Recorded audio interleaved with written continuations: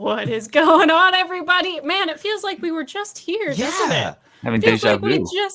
Feels like we just did this. I feel like I just saw you guys. Time's flying by faster and faster. Wow, what a miracle. How are you, Jacob?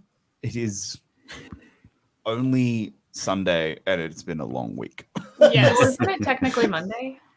Yeah, but it's been that a gets long confusing for people if we say it's Australian Monday. It's a whole thing. Yeah, Aussie Monday. Happy Sunday/Monday, everybody. Thank you so much to everyone who's tuning in to hang out with us for the second time in the last couple of days with our bonus episode, which I think has scarred quite a few people, but it's all right. We're going to try and move past it and hope things are a bit easier going today, but with the bracket show, that's never a guarantee, especially since we are locking in the final spots for the final bracket today.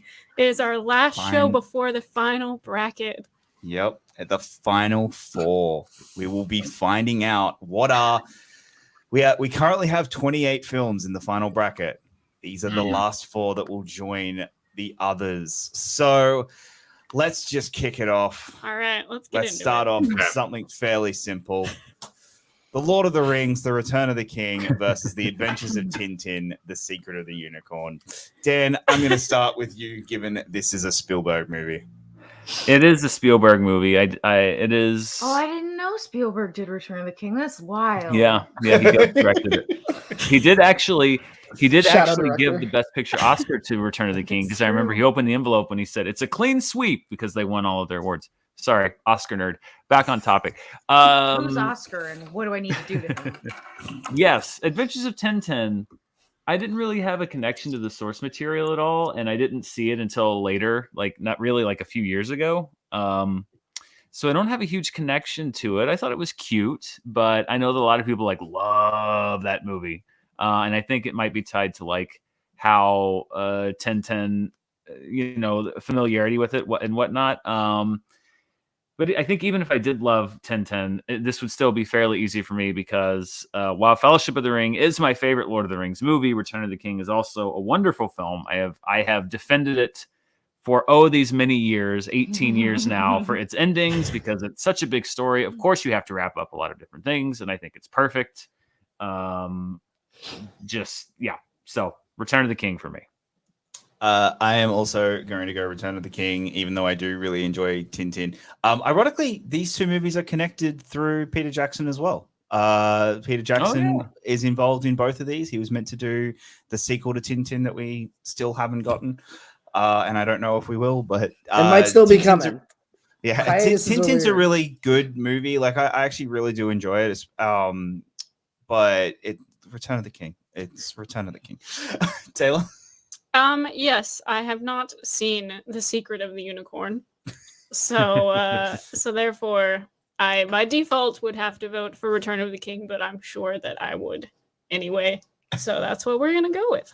Marisol. I love whenever Adventures of Tintin gets brought up. I think it's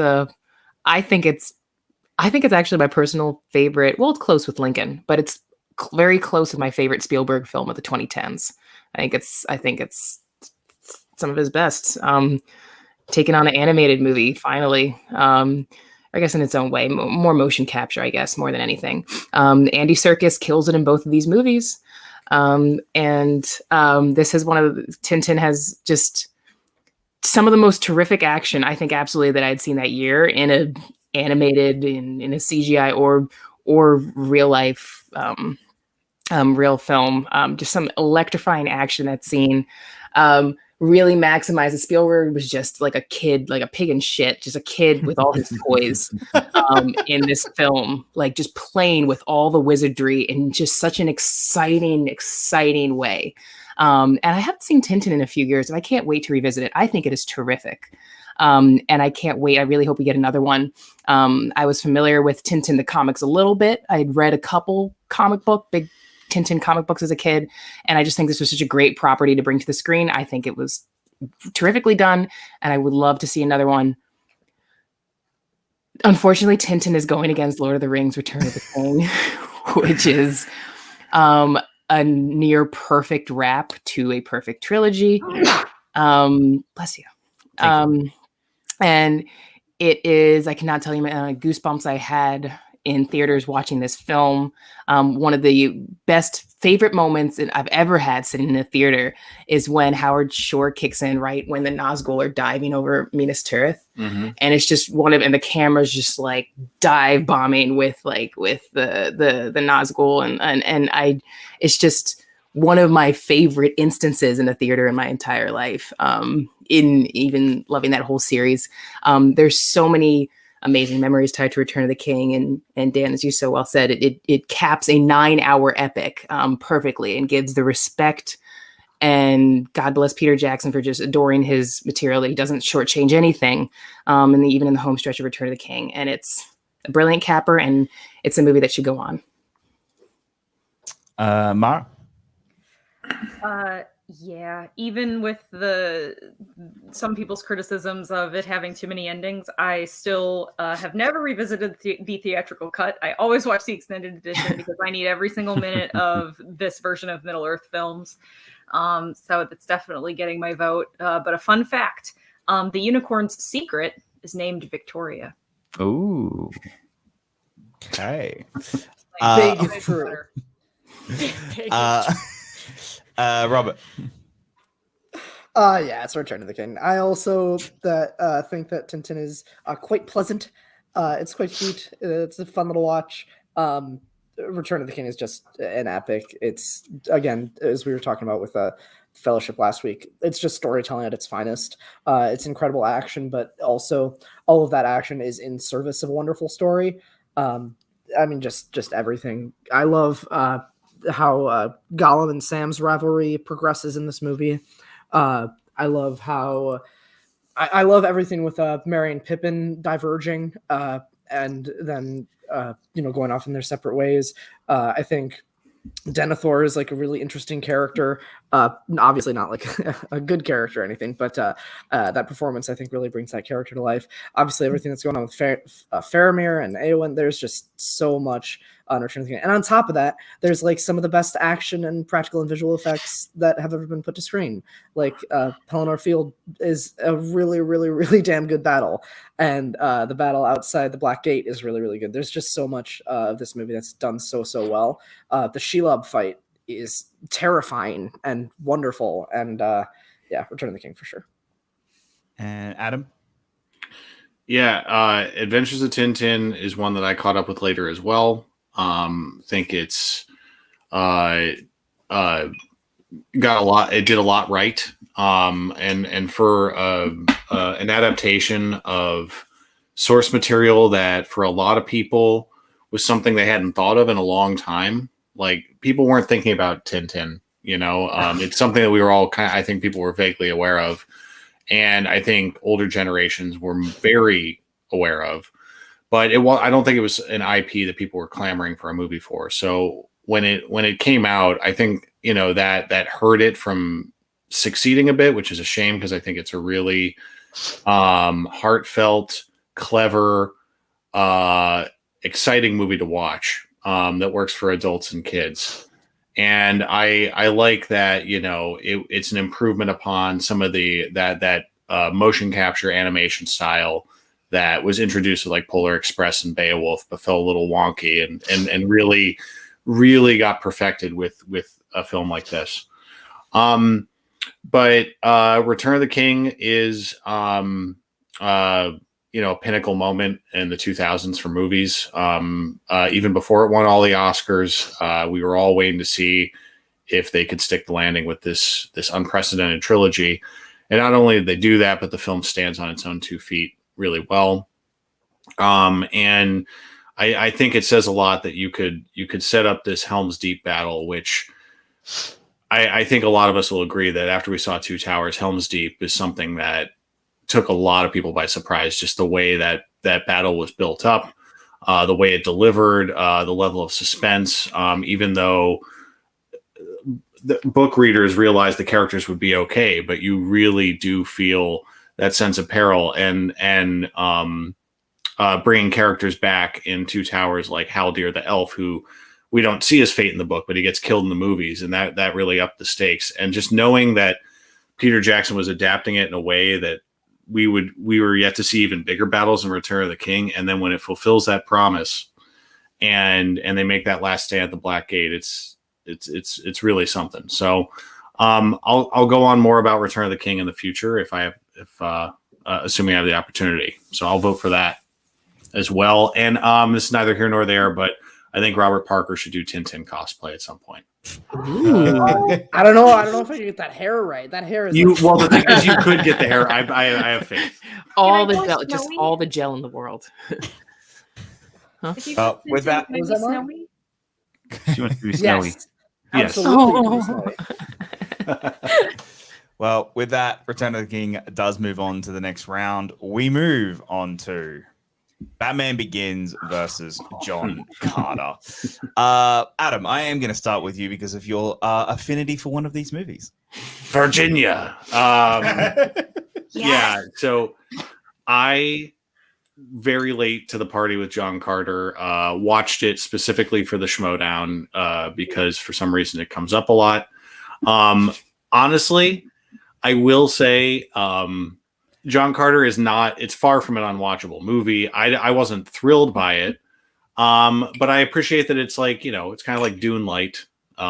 It's at least this particular adaptation, and Dune itself owes a lot of inspiration to the original, Princess of Mars book and all that. But at the same time, this movie, it just straddles the line between, it tries to straddle the line between being goofy and taking itself seriously.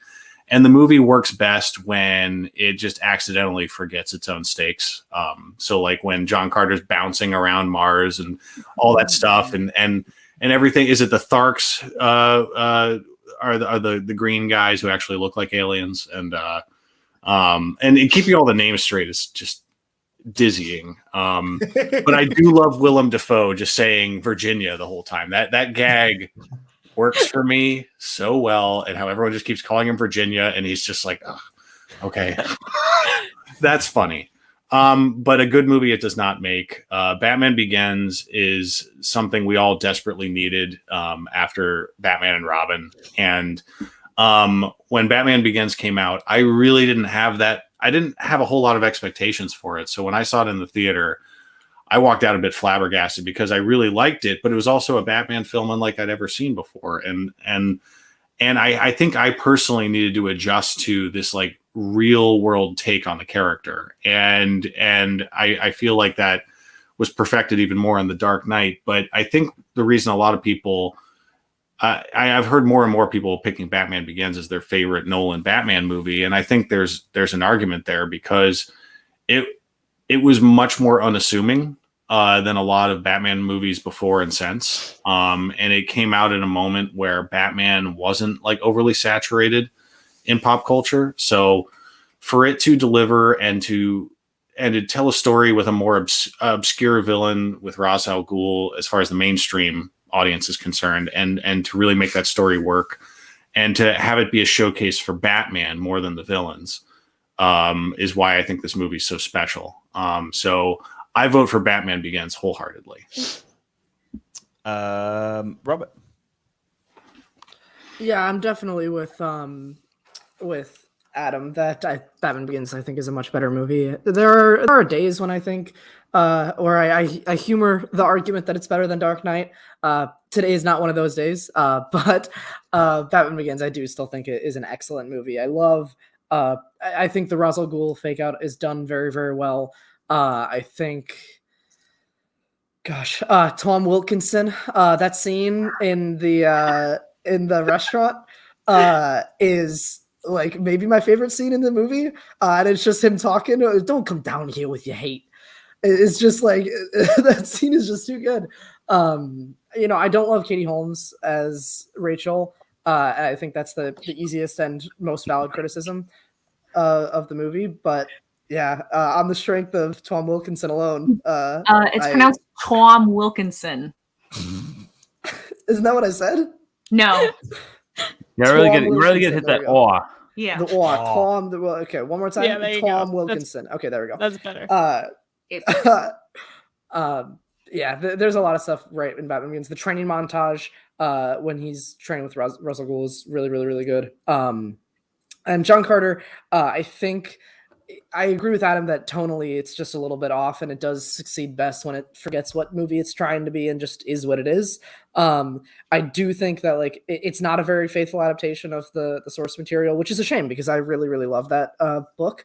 And I think that there is a way to make this movie like with the effects and the CG and things like that they did, but have a better story like the one in the book. But yeah, Batman Begins. I like John Carter. It's a fun watch. The score is really good. But Batman Begins is just a new take on the character that was very much needed and really hits the ground running on this new trilogy. So again, I'm gonna be the no fun person that hasn't seen John Carter, so shame on me. I don't have anything I can say about John Carter other than it comes up in the Schmodown all the time, and that's how I know it exists, essentially. To me, Batman Begins is my favorite of the new trilogy, even though Robert seems to think that's blasphemous, but that's fine. No, I don't think that's it. Some days I agree with you. Today's not one of them. That's all. Okay, well, today I'm going to tell you you're wrong.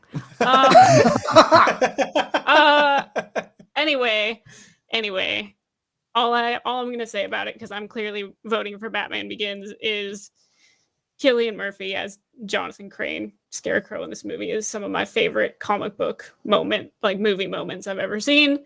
So it's up there for me for a lot of reasons, but I just think what they did with Scarecrow in the film is top tier.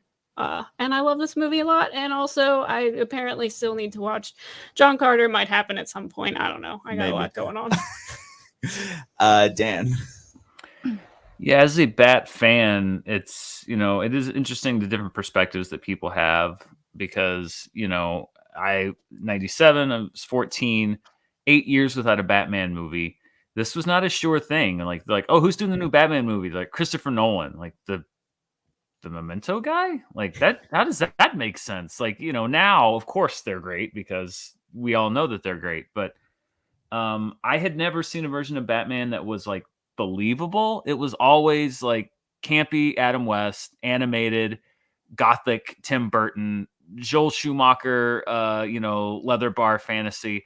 Like I was not ready for a Batman that was like, I loved those scenes where he's just walking through Wayne Tech and we're getting like, he's just getting the rundown of his gear. This is why his cape works. This is how the Batmobile works. He actually puts a voice changer in his mask, which is why nobody recognizes his voice. Like all of it. And the fact that they actually made it believable, they grounded it so much. I loved it. And I'm one of those people that does sort of jockey around in my head what my favorite Nolan film is between this one and Dark Knight, because I just love this one. I thought it nailed my favorite Batman moment on film in any Batman movie is the end of this movie. When Gordon says, I never said thank you. And he turns around and he says, and you'll never have to. Like, that's Batman. That's Batman. So, yes, it's Batman Begins. It is top 3 Batman movies for me. I love it so much. Marisol. The coolest thing is how Batman Begins seems to be growing in favor, like in prestige as we move away further and further away from 2005. People talk about Hans Zimmer because Hans Zimmer really took off in like the late 2000s and became popular through his work with Nolan. But like James Newton Howard really laid the foundation with his score for Batman Begins, and it is terrific. There would be no Dark Knight Rises, the Dark Knight Hans Zimmer score without the beauty that James Newton Howard did in this film. This is the score that I love listening to the most out of the 3 of them. That's worth it. I think it's really interesting the way that Gotham, the look of Gotham wasn't quite there in this one. So like Gotham is like all the exterior shots of Gotham are like pretty sweaty and almost like Sin City and like really kind of like digitized. Like there's a lot of like effects work in it where like by the time when Dark Knight it's just Chicago. Like, like it's just so clearly just like Chicago. Like and they really try to stylize it. That's one interesting thing I think about Batman Begins is that how grounded so much of it is, but then how much they really try to stylize the exterior of Gotham. I always thought that was interesting. It's just very steamy and sweaty there. It's stinky. It looks stinky. But this movie does grow on me. It does grow on me a lot. And I'm definitely going to pick it over John Carter, because John Carter, while it's one of those things where you gather being in like the cinema verse and you hear people talk a lot. I know that I've never read the source material for John Carter, but I picked up enough about it to know that we owe it so much, and we wouldn't have, Dune or Star Wars or anything without John Carter, that it's the OG and like sci-fi adventure. And that all may be true, and that's important, but it's not a good movie. It's just like I respect where it comes from, but I don't think it seems to me very clearly that he hasn't had a film worthy that captures that legacy yet. John Carter's not unwatchable. It's just very middling for me. And like you all said, has this mixed bag and these kind of torn in both directions as to where they're going to do. I know it was a nightmare. I know it lost Disney a lot of money, and that doesn't help it at all. But maybe I'll rewatch it again eventually one day. But it's so clearly Batman Begins. Mara. I also came onto the John Carter train exceptionally late. I had just always heard it was just a flaming shit pile that had a really acrid odor. And normally, honestly, that sort of thing is really attractive to me, but for whatever reason, I just never watched it. Maybe it's because I didn't own it and there wasn't Disney Plus at the time, and I was like, I'm not gonna buy it. I don't know. I guess I was lazy. But of course I watched it for Inner Geekdom, and boy, do I love it. I mean, I know it doesn't really know what it is, but sometimes, you don't really know exactly who you are at times in your life. I think Taylor Kitsch is one of the most, his career, I think we will look back on and just say like, wow, you made all the right choices and everything fell apart for you. Yep. Like he had a good agent or manager or whoever that was like, you need to take this thing. This is going to be a big thing. Because theoretically, they all should have been. 9 times out of 10, one of those projects is huge. Yeah. Yeah. And I love the supporting cast. I like the world. I love all of the fun words I had to memorize and then make Robbie memorize from that movie, because you never know when they're gonna come up. Yeah. I like watching it. It's got great music. It's certainly visually entertaining. I don't necessarily want to use the word stunning, because that it is not, but entertaining, yes, it very much is. However, my affection for that movie doesn't give it my vote, though. I'm a really big sucker for a really well done origin story. Like, I know a lot of people are just like, oh, origin stories are so overdone. Like, they're the most basic superhero movie. But I do like how this movie, like, I mean, I know it's kind of like our Batman Year One sort of adaptation, although I'm looking forward very much to the Batman's different interpretation of that. But I like that when we see, this is the first time we'd seen Bruce Wayne kind of be incompetent until he learned the things that he learned and had the people around him to help him. Like, he's like, I'm going to go murder a guy at a courthouse. This is my super evolved perspective. Like, this is what I think of as justice. And, he goes and he learns how to be an awesome ninja, and he meets Lucius Fox. I mean, because every other Batman, we just assumed that, like, somehow, some way, theatrically at least, we're like, oh, he got all this tech. I guess he made it or bought it or had his company make it somehow and bought it. But I like that we actually get to see all of these people that support him. We see Alfred support him a lot more also in this as well, like as a part of the team rather than, sir, can I persuade you to take a sandwich? Like, I like how they built this Batman, because I was so much more invested in him as a fleshed out character because I got to see him grow instead of just being told that he grew. It does fall apart in the third act climax a little bit, but I can forgive it that so much because everything that comes before it, those first 2 acts are so solid. And just as Marisol pointed out, that you are a visionary composer, if you can make 2 notes, something that's iconic about a movie. Because like some of the most iconic music in that movie is just 2 notes. It's visionary. Simplicity can be the most affecting thing musically. You don't need to be overly complicated. But yeah, so thank you for coming to my TED Talk.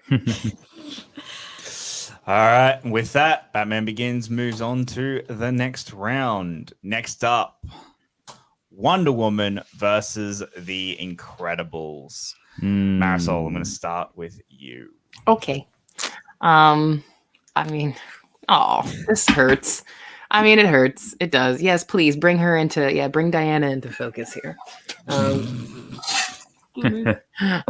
Max Headroom.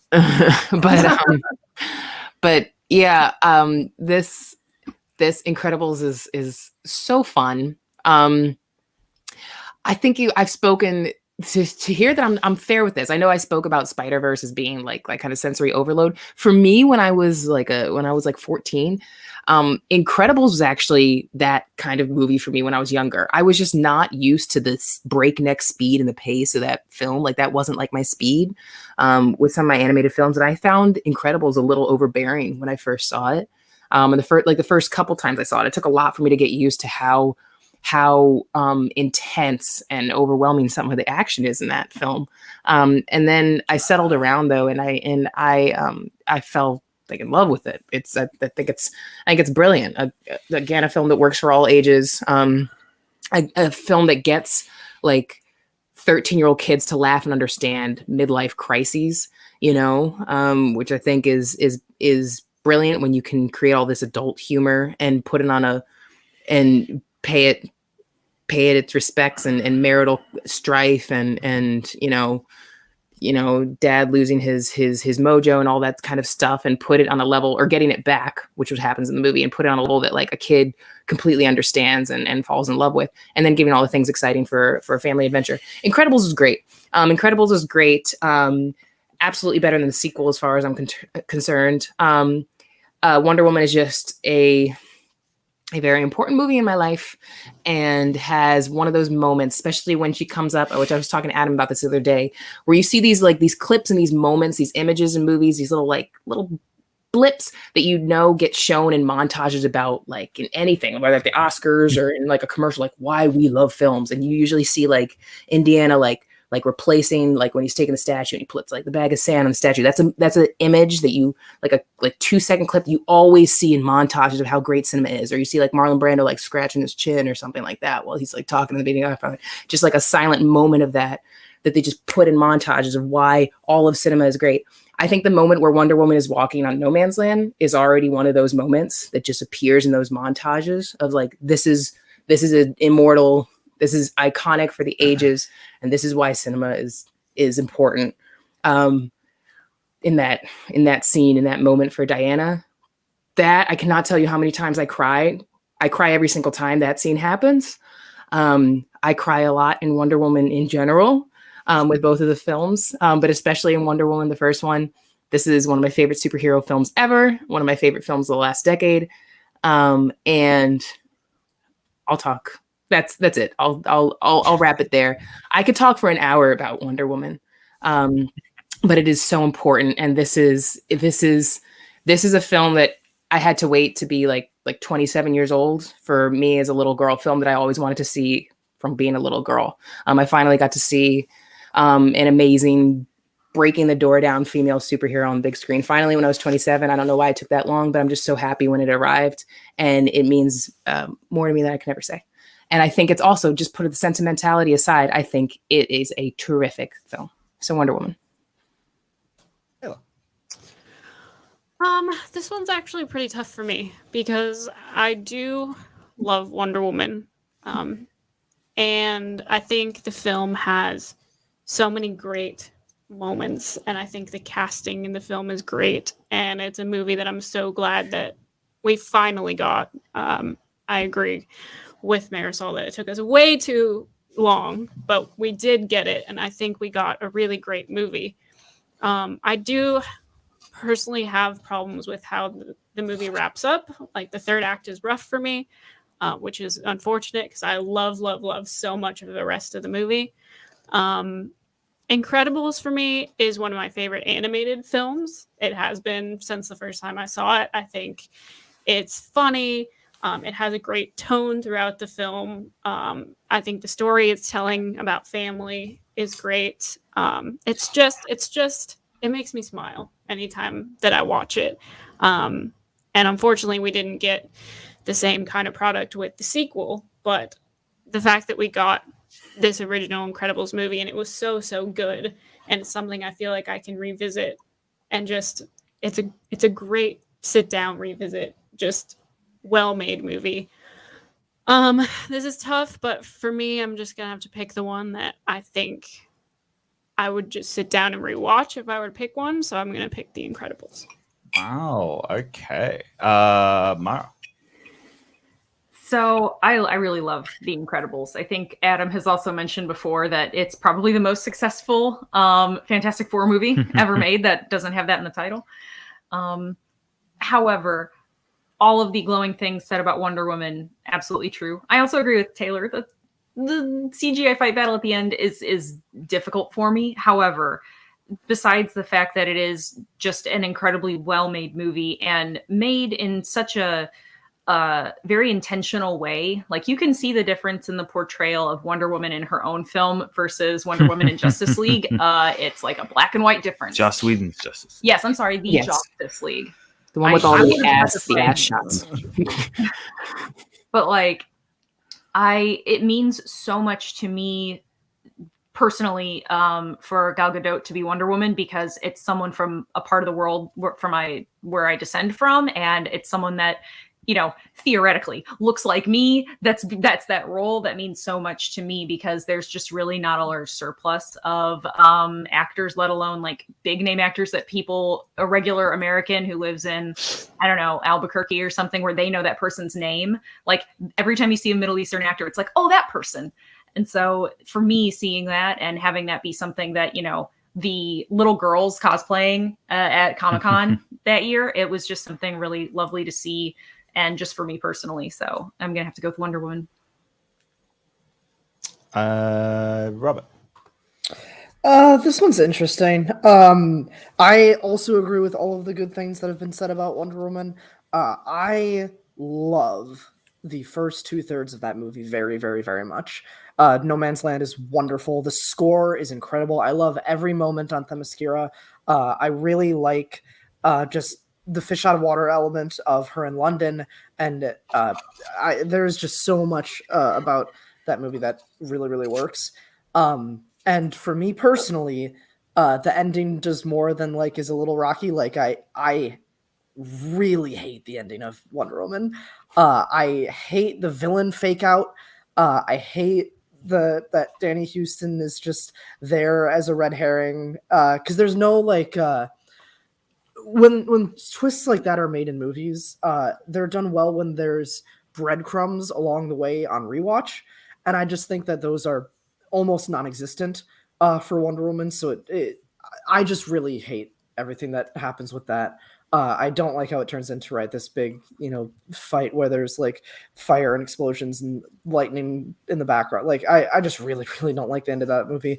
Although Steve's sacrifice is done really, really well, and that part of the ending fight is a big redeemable quality for me, because there's real emotional weight when that happens. The Incredibles, I think, is one of the best superhero movies ever made. It's totally wicked, to borrow a phrase from the movie.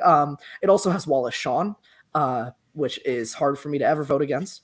The Incredibles, I love Syndrome as a villain. I love how he's just like adult, but has brain power like for inventiveness, but he's just like, he lets the robot get control of him. I love everything with the Omnidroid. I love everything on the island, and I love the relationship, the family dynamic, the husband and wife, the mother and children. Like, it's really endearing, and it works really well. That opening scene of Incredibles also, when they're in the 60s, is just so good. Yeah, Incredibles I think is like damn near perfect, and Wonder Woman just has some really big problems for me personally. Despite how many amazing things there are in Wonder Woman, there's just fewer flaws in Incredibles for me. Adam. Yeah, The Incredibles is a really, really good movie that when it came out, I don't think a lot of people had major expectations, other than it was Pixar. It looked promising. Let's see what they got.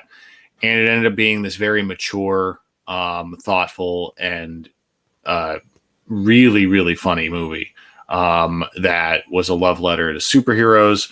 And I think movies like Mystery Men and The Incredibles and Sky High all of those kinds of movies are the reason why we're seeing things like Invincible and The Boys do so well, even though they're like the R-rated takes. What they have in common with The Incredibles is this, re-examination of superhero tropes and how it would apply to characters that we find relatable in real life. And I think The Incredibles deserves all the credit in the world for that. With Wonder Woman, I have a similar relationship to this as I do with Man of Steel. And what I mean by that is I can look at Man of Steel and I can look at Wonder Woman, and both of these movies for me have narrative issues, script writing issues, third act issues, big battle things in the final act that don't really hit with everybody, and I get that. But for me, what Wonder Woman, much like Superman, for me is a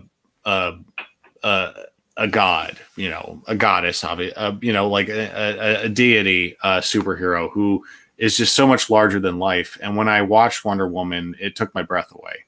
I agree with the third act stumbles, but for me, that doesn't really undermine the movie for me, because when I watch Wonder Woman, I'm completely swept up in how this character is finally realized in a serious way on screen, on film rather.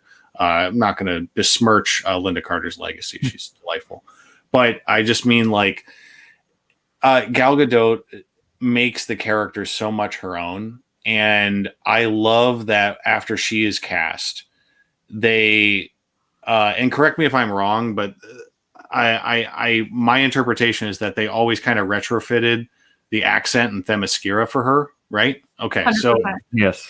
And I love that. I love that all of these other characters have that accent as well, and that becomes the identity of Wonder Woman's homeland. And I think that's just one aspect Gal Gadot makes so uniquely hers with this character. And when it comes to the final battle with Ares, even though I think it's visually clumsy, I think narratively it makes sense. I like David Thewlis as a villain. If anything, I wish, maybe they just hadn't tried to confuse us throughout the movie and he'd just been the straight up villain because he's such a good actor. And I think Danny Houston could have just been his lieutenant and gotten his ass kicked in the second act like he would anyway, and that's fine. But ultimately, Wonder Woman, I have an emotional reaction to it. I get choked up throughout several scenes in the film just because they're so iconic. And while I think Incredibles is a tighter script overall, and I think it's a really special movie, I think Wonder Woman was delivery on something that a lot of people have been waiting for a very long time. And like Man of Steel, it's not perfect, but for me, it's a transcendent experience as a superhero movie when I watch it, and that's why I vote for it in this round. Dan.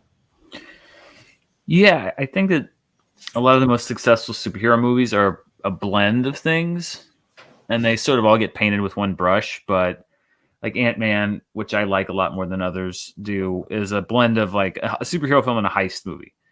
I think Wonder Woman is actually a blend of a superhero film and a fish out of water comedy, and they actually kind of get to do it both ways. You get to do it a little bit with Steve Trevor when he goes to Themyscira, and as he gets to know Wonder Woman, and then when she gets to London, then you get to do a little bit of Wonder Woman in London. And I think it starts the movie off on such a positive note and endears you to that character and is able to make like statements, but not like, they should change the name of this team to X Women statements. I don't care if that movie's gone. We're still referencing that line. But like more profound and much better. Like they're more profound because they're integrated into the movie and they seem endemic to the characters, not like a screenwriter wrote them and did the Antonio Banderas like computer thing, that GIF that you see all the time. So I love that. And then the second half, you get that. And Gal Gadot, I think, doesn't get enough credit for her performance in general as Wonder Woman, but in this movie, when she's like sort of introduced to what warfare is and just can't understand, like, but why? Why do you do this? And you have a superhero who questions their reason, their world, their life. They've only known things this way, and it's just so well done. That time, that No Man's Land thing. I mean, first of all, the Wonder Woman theme, I know it was introduced in Batman v Superman, but it was also in this movie. That is one of the best superhero themes of all time. It's the most kick-ass one. It is so necessarily kick-ass. the best, but it's definitely the most kick-ass one. And I hate that it goes up against Incredibles, because I remember watching that movie, and I was a little older when it came out. I was in college, but I still remember like that when we're in Act 3 and Dash is running around from all of the buzz drones, and Giacchino's score kicks in, and the way that I didn't. Again, like living in a post Pixar world, like you watch that movie and it's just another Pixar movie. Like at that time, I don't think anyone understood that animation could do any of that. It was so groundbreaking technically in the world of animation, and did so much that no other film, like Pixar was breaking ground with every single new film for decades, and they're still doing it a lot. And I really like The Incredibles. I've never had this overwhelming love for it that so many people do, and I think maybe part of it was because I was a little older when it came out, but I just think that Wonder Woman, I hear the stuff about the third act. I was a little disappointed too watching it that, we sort of devolved to where it is, but the strength of everything else, and you go from that back to the Steve Trevor stuff, and that just sort of brings it all back down to earth. It's enough for me to stay on board, and it's Wonder Woman for me. Wow. All right. I would have voted for Incredibles because I do think that the third act of Wonder Woman stops it from being the perfect movie that it was up until that point. And it's like, I thought the first time I saw Wonder Woman, this is a perfect movie. This is, because there's another movie we're going to talk about later that it's basically identical to, whereas in that one, I think sticks the landing, and this one doesn't, because the third act just doesn't quite work for me. And it just feels so much like studio notes, just studio influence on this is what we want. We want a giant third act battle, even though the story isn't calling for one. But with that, Wonder Woman does make it through to the next round, and Incredibles has been eliminated. All right, next. This one has the potential to hurt me personally. Next up, Iron Man versus Star Trek 09. Mara. I knew you were going to do that. You're the only one who didn't have a reaction, so I was like, okay. It's because I know what I'm going to do. Okay. First, okay. All right. Dan, are you all right? Oh, no. Still be fine. I'm gonna be very brief because I can glow about both films, and I'm sure I've glowed about both of them before.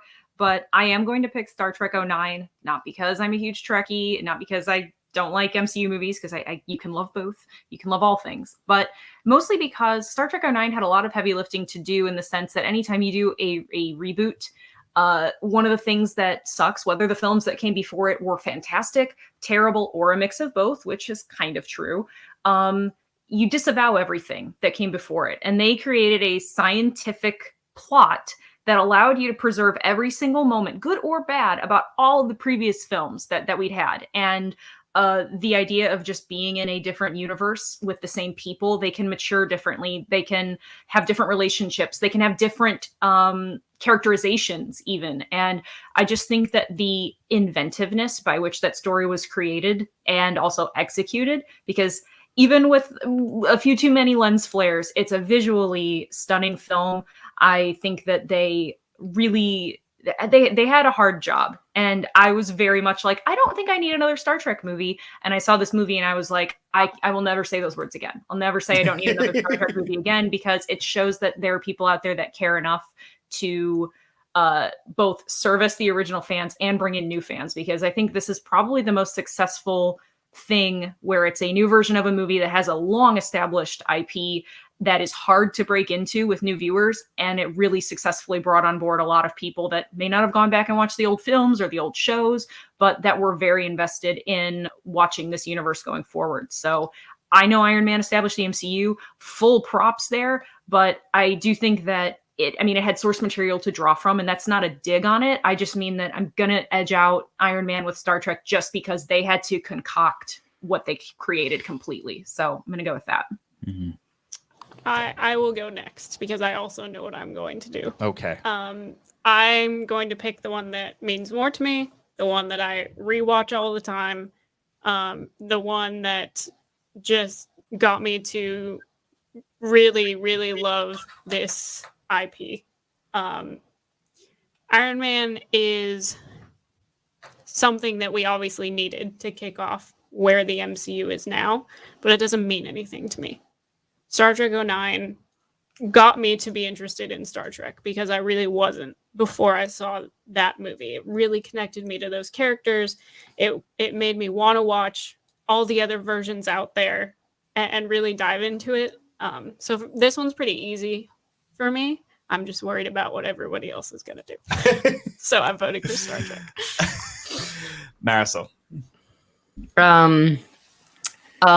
What's really cool about Iron Man is not only is it my favorite of the 3 Iron Man films, but that doesn't matter with both of these because these are the first in their series, so irrelevant what comes after. But it is just side note, it is my favorite of the Iron Man films.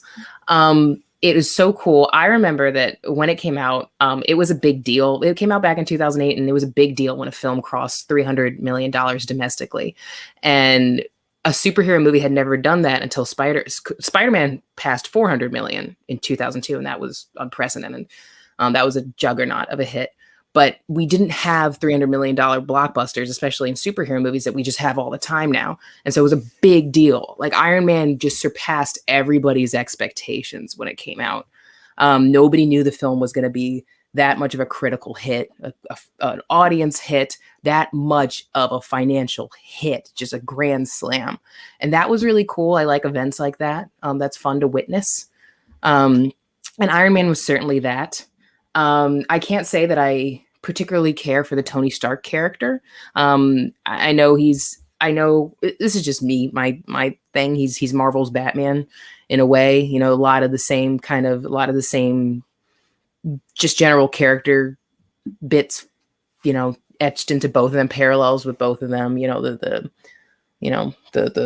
inventor, playboy, super successful loner with daddy issues and who's kind of the crux of their respective superhero teams. There's plenty of parallels. I just prefer Batman to Iron Man. Not that it's even comparison. I don't know why I brought that up. The film, Iron Man to Star Trek. Star Trek 09. Mari said everything that I was going to say about Star Trek 09 super, super well. There's always this need with these reboots to like retcon everything, to just fuck it, we'll just start all over, just forget everything that came up, just everything needs to just be completely new and exists like completely separate in order to be accepted by a new group of fans. Well, I don't know what the reasoning is behind it, but this was such a brilliant solution to that, and it just worked. I think it was a risk, as was Iron Man a risk in its own ways, but Star Trek was a really big risk because you're talking about taking a generation of fans from 40, 50 plus years ago and trying to also appeal to people who are 60 years younger than them. Big risks, big swing, and knocked it out of the park. Star Trek, also a big risk and a big hit, and I think a fun cultural moment to witness in its own right. And lens flare included, this is a deliriously fun movie, and I love rewatching this movie. And I'm going to pick it over Iron Man. But I get respect for both, but it is by and far Star Trek 09 for me. Dan. Yeah, I mean, Iron Man, I just want to read off a list here. Elektra, Fantastic Four, X-Men The Last Stand, Ghost Rider, Spider-Man 3, Fantastic Four, Rise of the Silver Surfer. Those were the 3 years previously of Marvel films that had come out. So to say that the expectations were low is an understatement. I was not ready for that movie. It was like Iron Man again. Now, yes, but in retrospect, it's like Iron Man. We're down to Iron Man now. That's the best we can do is Iron Man, starring Robert Downey Jr. Oh my god, Right? because they have the rights. No, because they focus group tested a bunch of toys, and the kids Yeah. played with Iron Man the most. Yeah, it's no reason to ever think this movie was going to be any good. And I remember coming out of it being like, "Oh my god, like that was great!" And then the Avengers at the end, it's like Nick Fury is just like the Avengers. Like, wait a minute, they can't do the Avengers. No one could ever do the Avengers. That means they'd have to make a movie about all of them, and then they did. And then we have the MCU. So like that was just like, but at the same time, the next year, let's fast forward, Star Trek 09. I was not yet a professional film critic, and so I had no professional obligation to be impartial to a movie. So I was one of those people who walked into Star Trek 09 and went, fine, let's see what you can do. Like, I was so not sold. Right. And to be honest, the worst part of that movie is the first 10 to 15 minutes.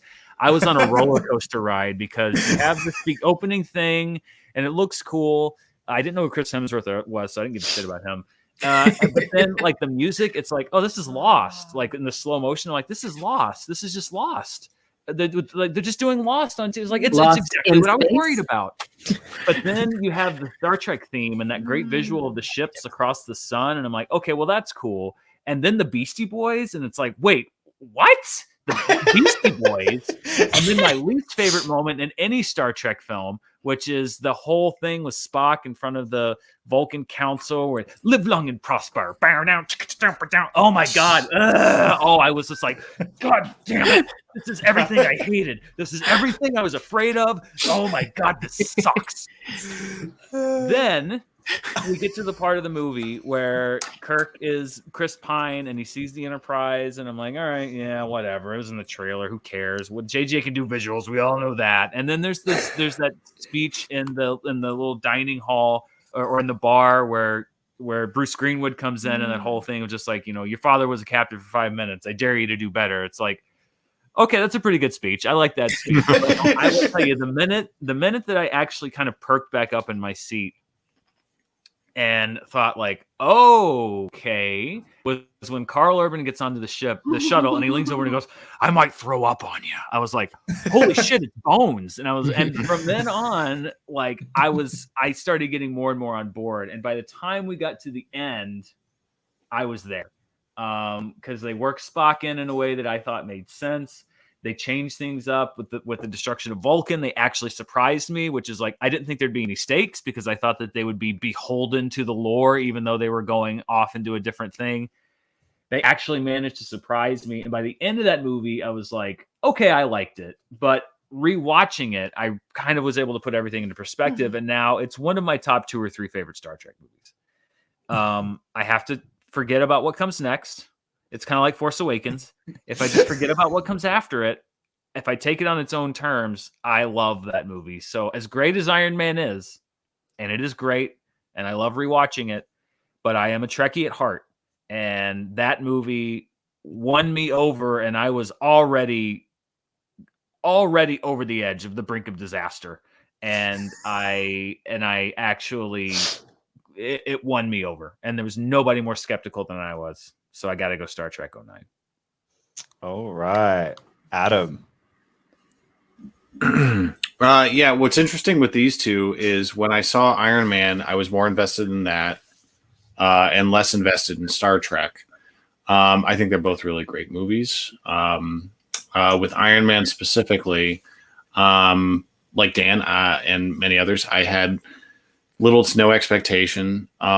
So for it to end up being as good as it was, and then, have the added success that we can look back on of everything it's set up, it gives it quite a legacy.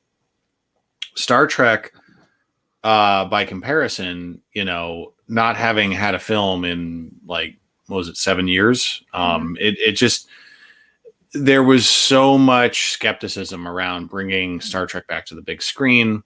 And I enjoyed the original 10 movies to varying degrees, but I had no major desire to see to see it rebooted cinematically necessarily.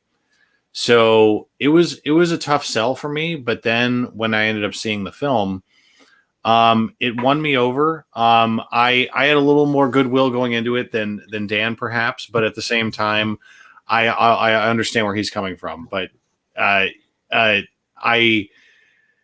was really impressed with the way it blended everything together, and I think the inclusion of Leonard Nimoy was instrumental in bridging that gap and giving him scenes not only with his younger counterpart Zachary Quinto, but his scenes with Chris Pine are really, really great, and it really harkens back to all the scenes I love between Shatner and Nimoy in the original series and movies.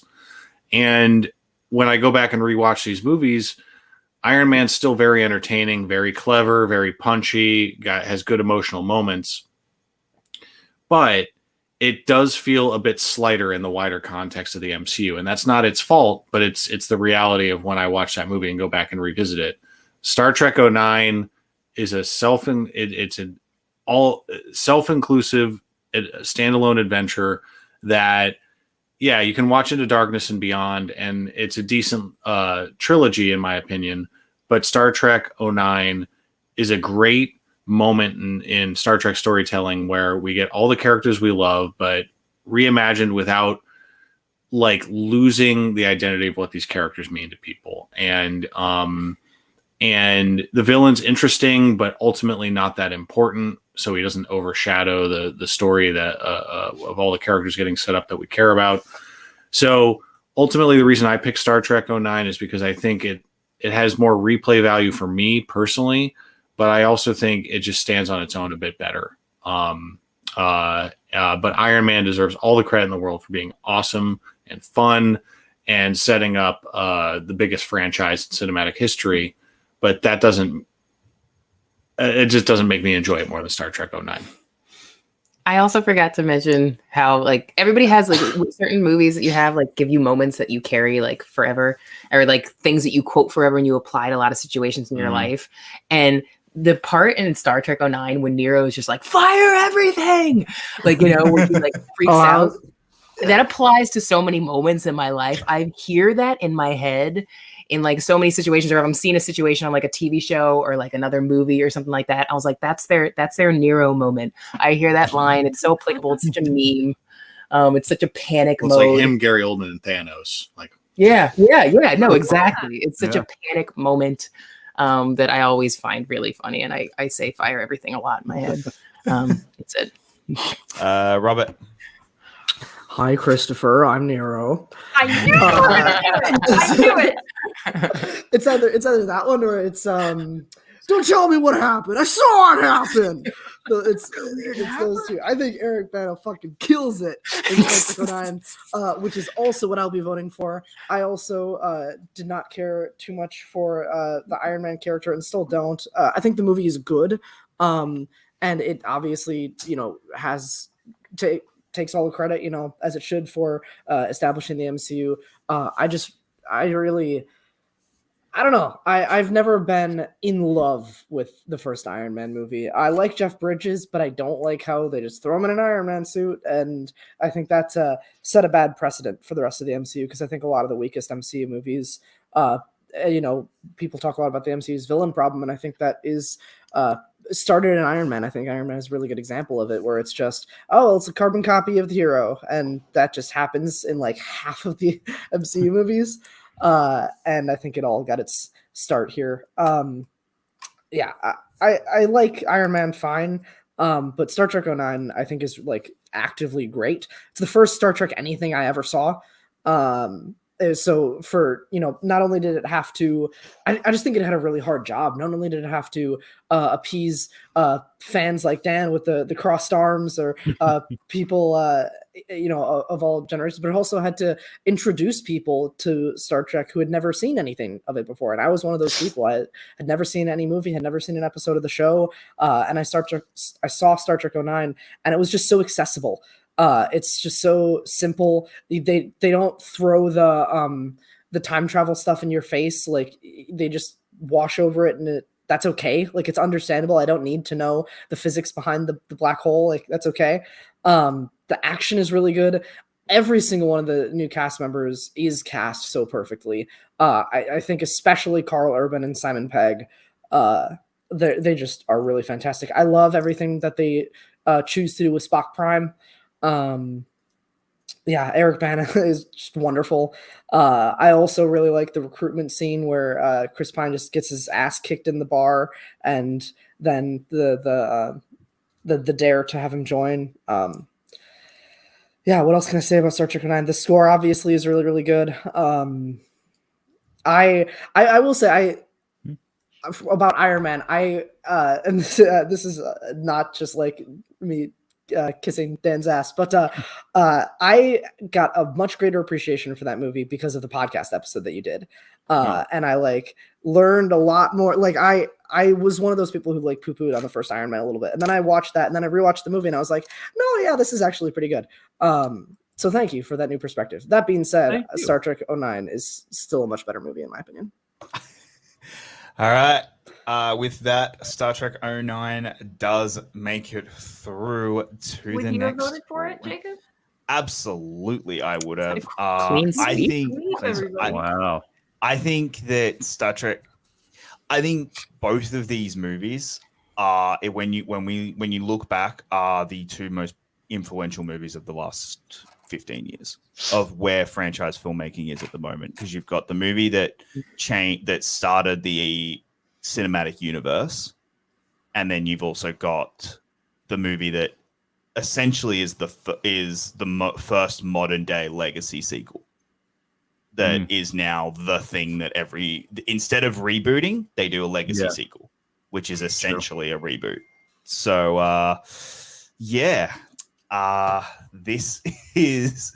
that is Star Trek through to the next round. All right. Next one we have Adam. I'm very sorry, I'm about to break your heart. Uh-oh. Harry Potter and the Deathly Hallows Part 2 versus Willow. Adam, I'm gonna give you the floor to try and convince us. All right. All you people out there who like to talk about how Deathly Hallows Part 2 is this wonderful end cap to this unprecedented 8-film fantasy franchise, I'll let you have that. But you wouldn't have it without Willow. You wouldn't have it without Ron Howard's Willow, which, frankly, was just George Lucas waking up one day and saying, I can't do Lord of the Rings. I don't have the time or energy to do Lord of the Rings. So I'm going to do my own, mashup of Lord of the Rings type things. And it's going to come off as kind of weird. And there's some stuff in it that, is a bit broad and not the most thoughtful. But here's the thing about Willow. The movie shouldn't work. And I know, like Parker, I know you're going to go hard on Willow. I know it's going to happen. I know you saw it late in life, so like it doesn't resonate with you the same way. And that, but you got to contextualize Willow. It is a movie that, for the first time since there's this Western movie called The Terror of Tiny Town, which at the time set the record for the number of little people acting in a movie. And Willow blew the doors off of that. And it wasn't just a gimmick with Willow. It was about when George Lucas came up with the idea of the Nelwyns as a people. They're sort of like the stand-ins for hobbits. And they decided to go all in on little people actors and give Warwick Davis, who was only 17 at the time, a chance to headline a film. And Willow brought Warwick Davis into the mainstream in such a magnificent way. And I think what's really important to look back on with this movie is it's kind of silly. Yeah. And it deals with really broad strokes in terms of fantasy storytelling, but it really went all in on making Willow the hero. And that's what's so exciting to me. And I think it's perfectly fine for the modern day Lord of the Rings films to use, actors that we're familiar with and use forced perspective to change the height and everything. But I think there's something to be said when you go back and look at Willow and the way, it embraced a really diverse cast in terms of, not only their size, but their backgrounds as well. And on top of that, it's a really fun fantasy adventure. It's a swashbuckling film. I love Val Kilmer in this movie as Mad Mardigan. He's the kind of hero that I can get behind because he's a complete mess. And as the story goes on, he continues to show his courage in more and more unique ways. The humor really works for me in this movie. I love the weirdness of Willow. It's so specific, and I'm not going to get into all the terminology and everything right now because I'm really going to lose people. But it really does that. It makes the effort to set up its mythology in a really specific way. Now that we are on the precipice of getting this sequel series, I'm really excited to see them expand upon the mythology. But when you look at like the practical effects in Willow as well, it's amazing. Like there's the scene, this battle at the castle with a dragon and trolls and like warriors fighting each other. And it's just complete madness. And it looks really, really cool. The villain is a sorceress, played very ably by Jean Marsh. She's really, really good. And I love that like the climax is like between these two sorceresses who are just they when they run out of spells to cast each other, they start punching each other in the face. And I have never seen that in Harry Potter. I'm just saying, like, that would be amazing to like see wizards just like get out of it, or like just get to the point where like they just start punching each other. Like, and that happens in Willow. And those two women are like at least in their 60s. I love it. I love Willow. The score is fantastic from James Newton Howard. Deathly Hallows Part 2 is probably going to get past this. All right. I get that people love it. And it's a really solid movie. It's one of the best Potter films. It's a really exciting finale. And I'm not taking that away from anybody. But even if Willow doesn't make it past this round, I'm probably going to end up watching it this week. And if you haven't watched the little teaser for the Willow series that Warwick Davis does with the cast behind the scenes, it is wonderful. It's funny. It's really, really clever. And I think this series is going to surprise a lot of people. My only sadness with it is more than likely Val Kilmer can't be in it. And he's one of my favorite parts of the movie. So that's a shame. But Willow's my vote.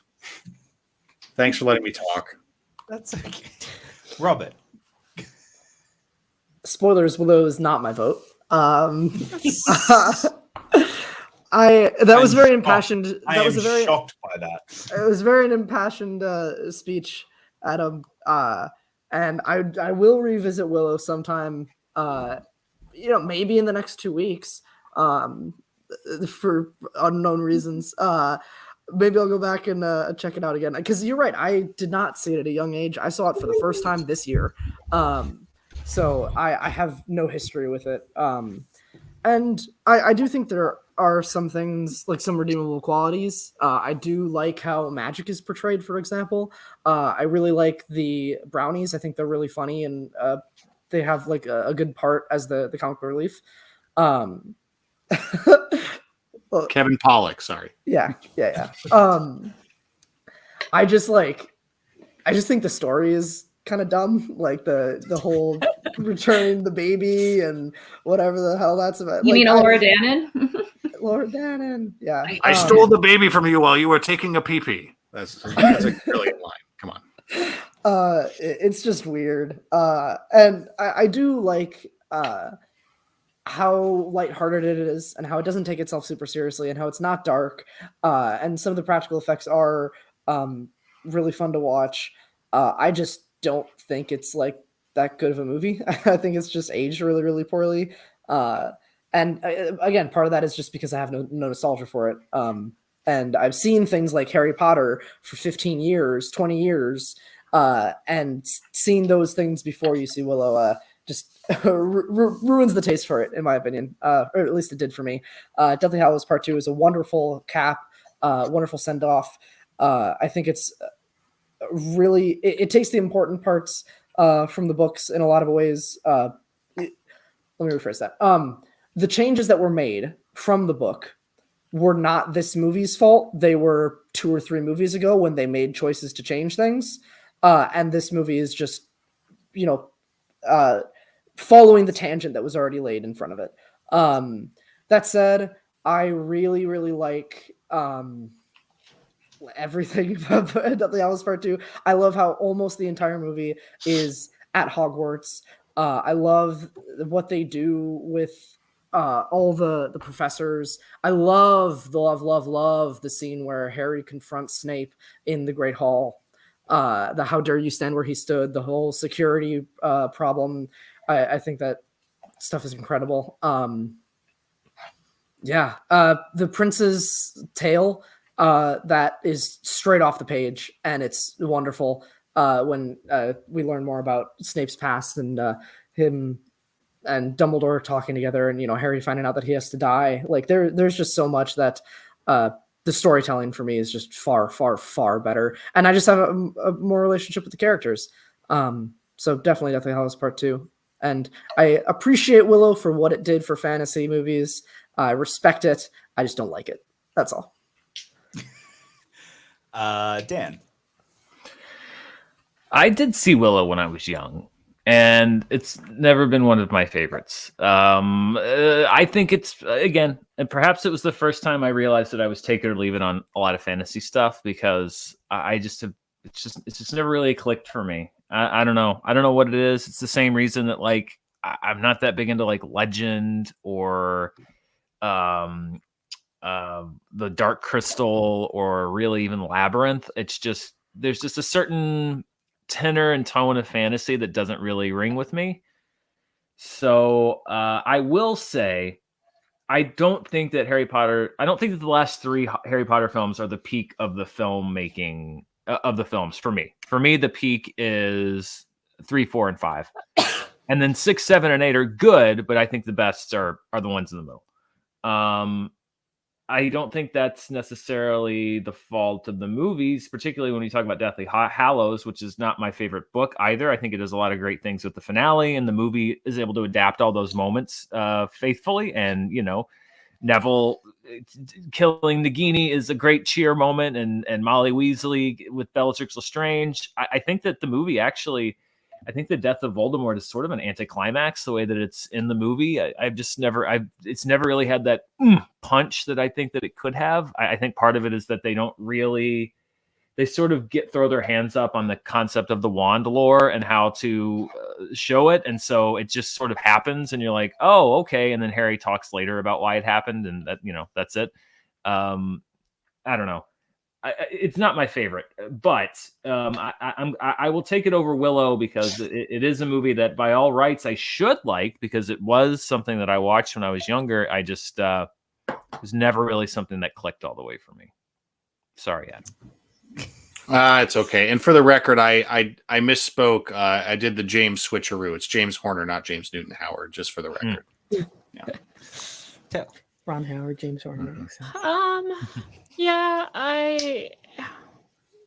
This one's pretty easy for me. I'm just gonna pick Deathly Hallows Part 2. I don't dislike Willow.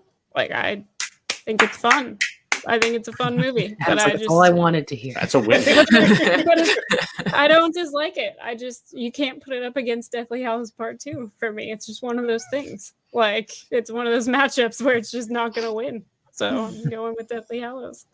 Honestly, Taylor, after all of the rounds where you're I watched this, started watching this for IG. I got 10 minutes into it before I almost considered ending my life, and then I'm like, and then Willow comes along, and you're like, Willow's okay. I'm like, that is a win. That is a win. That's fair. I know you've been through some rough movies, Taylor. I guess. Yes. Willow is not one of them. Mara? I've expressed my thoughts about Willow. I do think I'm going to revisit it just to see if maybe the intense shouting of Elora Danan does not make me want to commit self-harm. But I recognize all of the other merits of the movie, though. Like, that's just, for me, a sticking point. I don't know why I can't get past it. I just can't. But I'm going to rewatch it just for Adam. Thanks. I do have there's only two major things that I feel like were omitted and or changed from the books to the films, and Deathly Hallows 2 does contain one of them. I don't understand why he couldn't have just used the Elder Wand to fix his wand and then gotten rid of it. Like, that's one of the only things that drives me crazy. I'm like, oh, come on, guys. But besides all of that, though, I mean, again, another movie that had a lot of heavy lifting. It had to pay off the slower, more meaningful character development in the previous film, and I think it did that in spades. Big fan. So I normally would be like, oh yes, let's ruin the entire bracket somehow related to a Harry Potter movie, but you know what? Not gonna do it. Harry Potter. Marisol. Yeah, Dan, you nailed it. Where I do think 3, 4, and 5 on the whole are the stronger little crop of films, like overall, than 6, 7, and 8. I just think it's remarkable, and we really need to realize how special it is that we have an 8-film series with 8 like individually produced films, like not like all kind of like a Lord of the Rings style, all one giant production. 8 individually, like, okay, now we're going to do the next one. Okay, that was good. Now we're going to do the next one. Like that we have 8 films in a series all released within 10 years that maintain this level of quality all the way through the end. That is remarkable. I can't even think of another series that has ever done that. I really can't. I can't think of another franchise that has pulled that off. And Jacob, don't you dare mention Fast and the Furious. I wish not what I was going to mention. Don't you dare. But, like, the closest we've ever gotten is the MCU, and even that doesn't really equate. I still think you even still have some missteps, in the track overall with that. Separate achievement, the MCU. But yeah, for batting average with the Potter series is just remarkable, and is very, very special and never to be overlooked. And this is still the first time and the only time splitting up book has really paid off. This is this was the first one to do it, and it is the only one to do it correctly. I'm including The Hobbit in this. I'm including I do apologize. Obviously, no, that's fair. obviously Twilight, and the Jesus Christ, and even the Hunger Games, which I really like those movies too.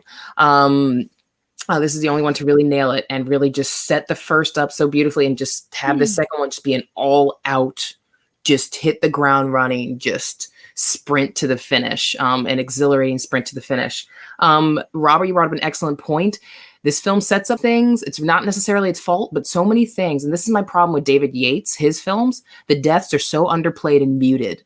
And in all of his films, I really do think. I think the most impactful death, which is a hot take, I think is Cedric Diggory's death. In terms of a filmmaker allowing it to really hit and really be devastating and land effectively and kind of shake you watching it as a viewer. I think Cedric Diggory's death is more impactful than the muted way that Sirius's death is done, the muted way that that Dan, you're talking about, that Voldemort's death is done, the off-screen deaths of Tonks and Lupin and the back of Fred's head that we see. Moody's awesome. Like, like the back of Fred's head, that's all we get for his death in this film.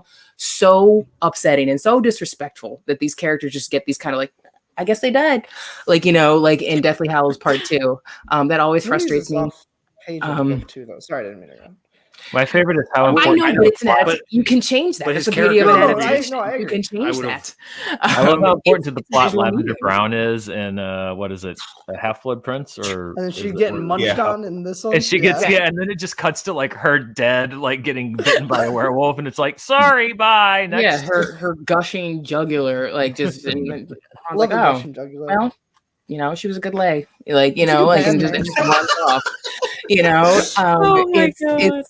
Those are my nitpicky things about Deathly Hallows and Snape. I still think because of like Robert, you were saying, things that they dropped the ball with not fleshing out Neville's importance.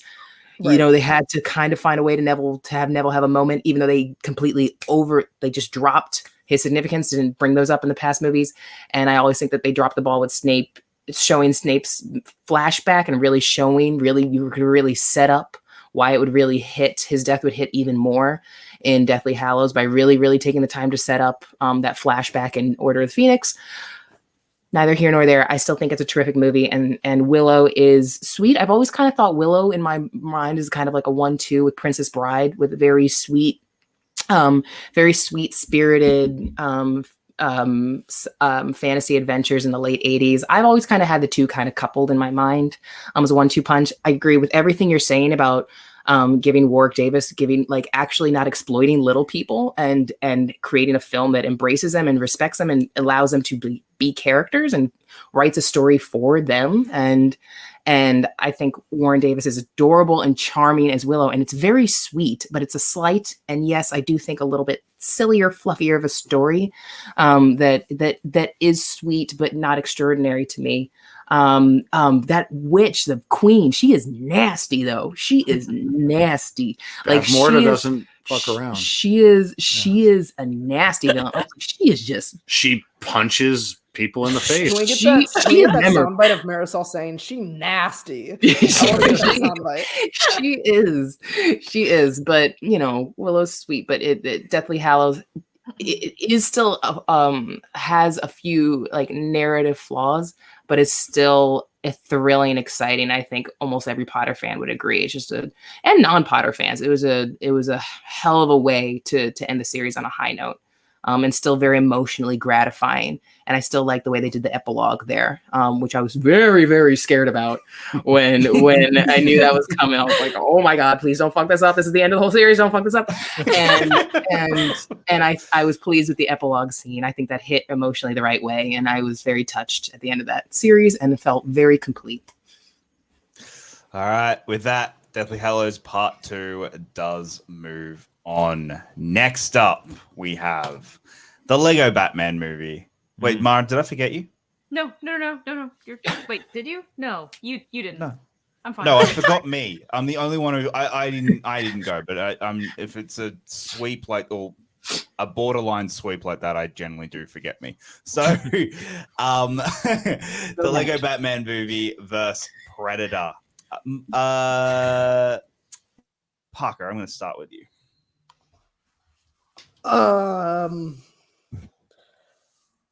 I also did not see Predator until this year, and have very little attachment to it. I do think it's fun and good, though. I like seeing beefy boys in a jungle. I'm all for that. And I really do think that it's done well. We don't see too much of the Predator until towards the end of the movie. It is sort of like how it is stalking its prey, and those point of view shots, especially, I think, are really eerie and done really well.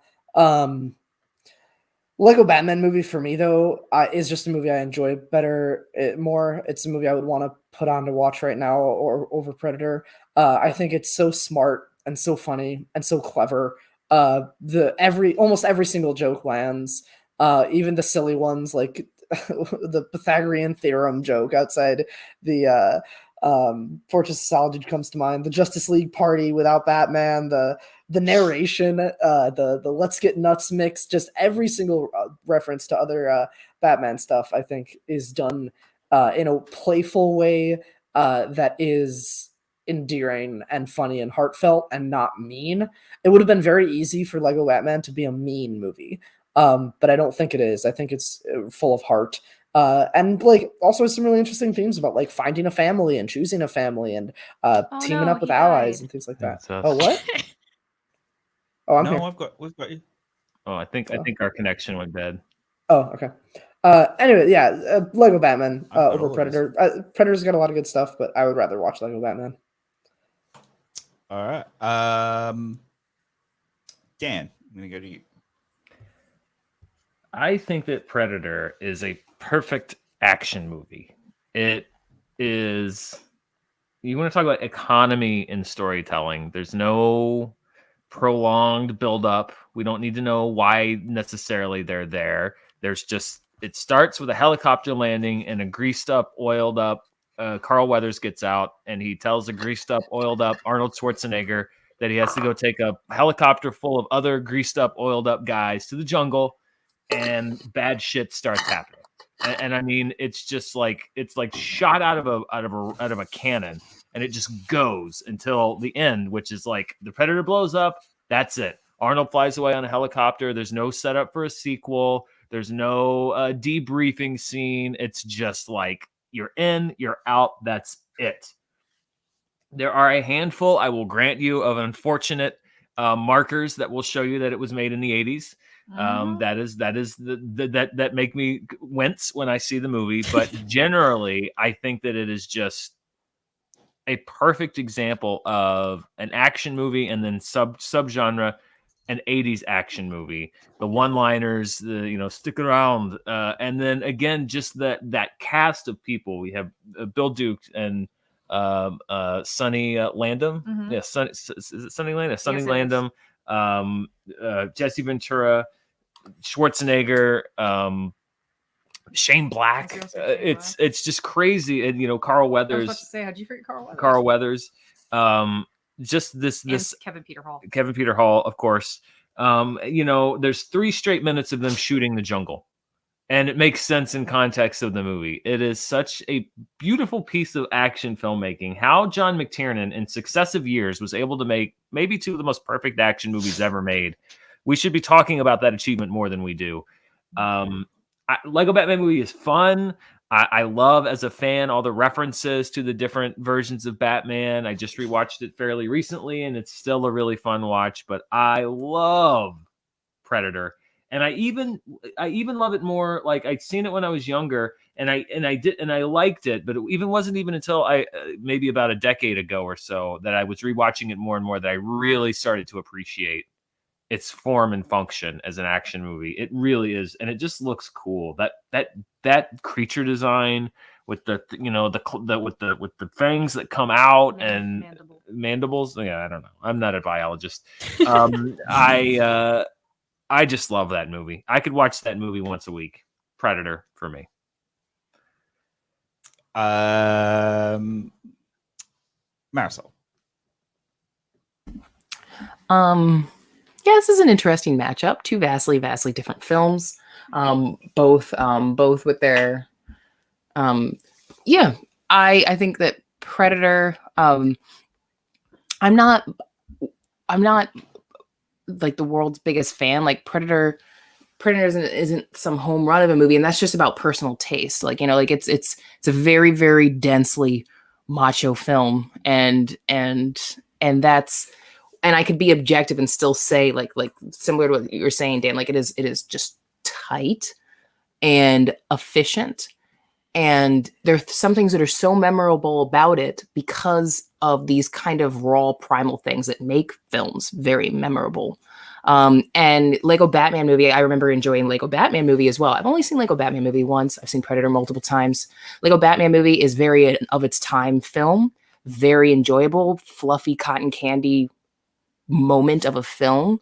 And it's enjoyable, and it's going to taste great every time you watch it because it's delightful. And it's tickling that itch, and it's hitting those jokes, and it's comfort food, it's sweets, and I like both of these films for different reasons. And it's fun. It just Lego Batman is just a very of its moment kind of film.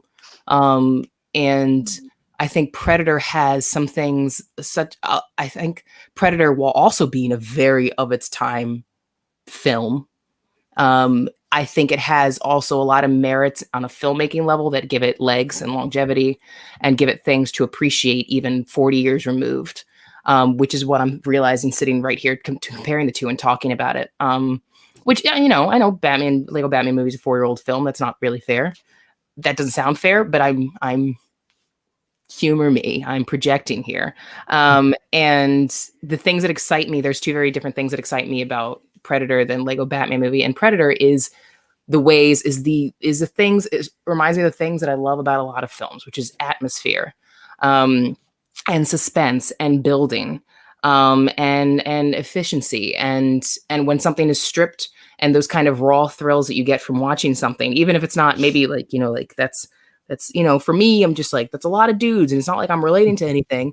But, I also don't necessarily relate to a lot of things in Predators, and I think that is a great action movie too. But it's effective. I'm like hypnotized whenever Bill Duke is on the screen.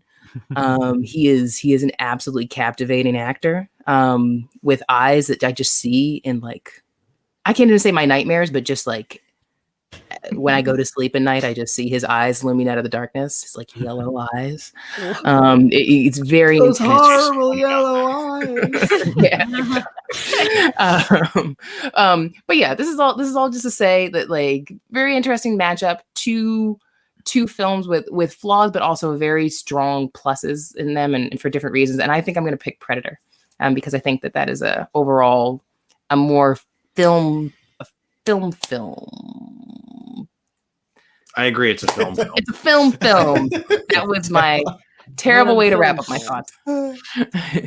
Well, I'm here to shit all over the film because it's ugh. It's so macho and so gross, and I just can't handle any of it, honestly. Like, I got 5 minutes in and I was like, oh, this is what I'm in for. This is fucking stupid. Awesome. You guys are in for a Taylor rant. Buckle up. It's my favorite part of the show. This is going to be painful. Look, I get that it's Predator and it's like classic and it's like a film that I'm supposed to be excited about, and I'm just really not. Do not quote me on film, Taylor, please. I want to make film a thing, so we're gonna make film a thing. I think that's amazing. Yeah, no, this movie is too much for me. It's so, like, I'm not trying to say masculine is bad, but it's so masculine, and that doesn't work for me. Like, it just goes so far past the line of just being so macho and so much, and I just don't get enjoyment out of it. I think it's a well-made film, but I do not want to watch it again. Like, please no. Like, please no. It doesn't work for me on any enjoyment level. It works for me on a film appreciation level, but like, ugh. Ugh, no, absolutely not. Give me the Lego Batman movie, please. Let me enjoy my life, please. You're welcome. Have some of that. This is painful because I think Predator is one of the greatest action movies. That's fine. I'll go in the other room and I'll watch Lego Batman movie and I'll have the time of my life. That's fine. I do. I think this is the kind of hurt you give me when you vote out all my favorite movies. So I don't know what to tell you. I think Predator is one of the greatest action movies from ever made. And the reason why, and I get what you're saying about it being it's so macho, but I think it's intentionally that to become a slasher movie that it needed to be. I'm not saying it's unintentional. I feel like the whole movie is full of a lot of intention. There's so much intention, and it delivers exactly what it wants to. And it's I'm like, not what you want. No thanks. I don't want to order any of that. That's fair. That's not for me. But I think it's so well made, and I think it does exactly what it wants to. That's just not what I want it to be. So no, thank you. Adam. Yeah. So first and foremost, with Lego Batman movie, I think with that, the Lego movie was the movie that none of us expected to be so good. Mm-hmm. And it's great. The Lego movie plays with the medium, the medium of animation in a really great way. It plays up the physical comedy of the physical limitations of Lego characters in such a delightful way. And Lego Batman follows through on that even better. I think Lego Batman is, it has the humor to Teen Titans Go, the movie is very similar, but I think Lego Batman is a better movie overall that really lands the jokes more throughout the film, but it also, I think, has more to say about the superhero genre and specifically about Batman. I feel like this movie loves Batman and in all his iterations, which is why it's such an enjoyable movie to revisit. And I think it's great.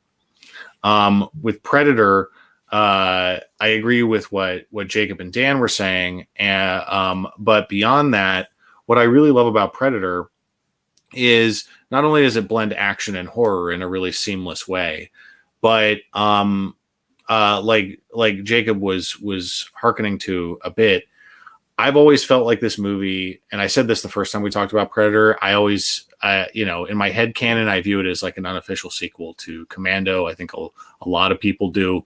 And what I think is unique about Predator is you watch it and you have all of these action heroes. It's effectively like almost like an Expendables movie that exists in the 80s with a lot of notable action stars. Schwarzenegger and Carl Weathers stand out, but Bill Duke is a notable actor. Jesse Ventura had been, in a lot of stuff at that point. And they do such a good job of setting up this elite kill squad when they show up, and they completely decimate that military force when they show up, and they enjoy it. And that establishes early on, like, these guys are the best of the best. So when the Predator shows up and starts taking them out seemingly effortlessly, it becomes really, really frightening.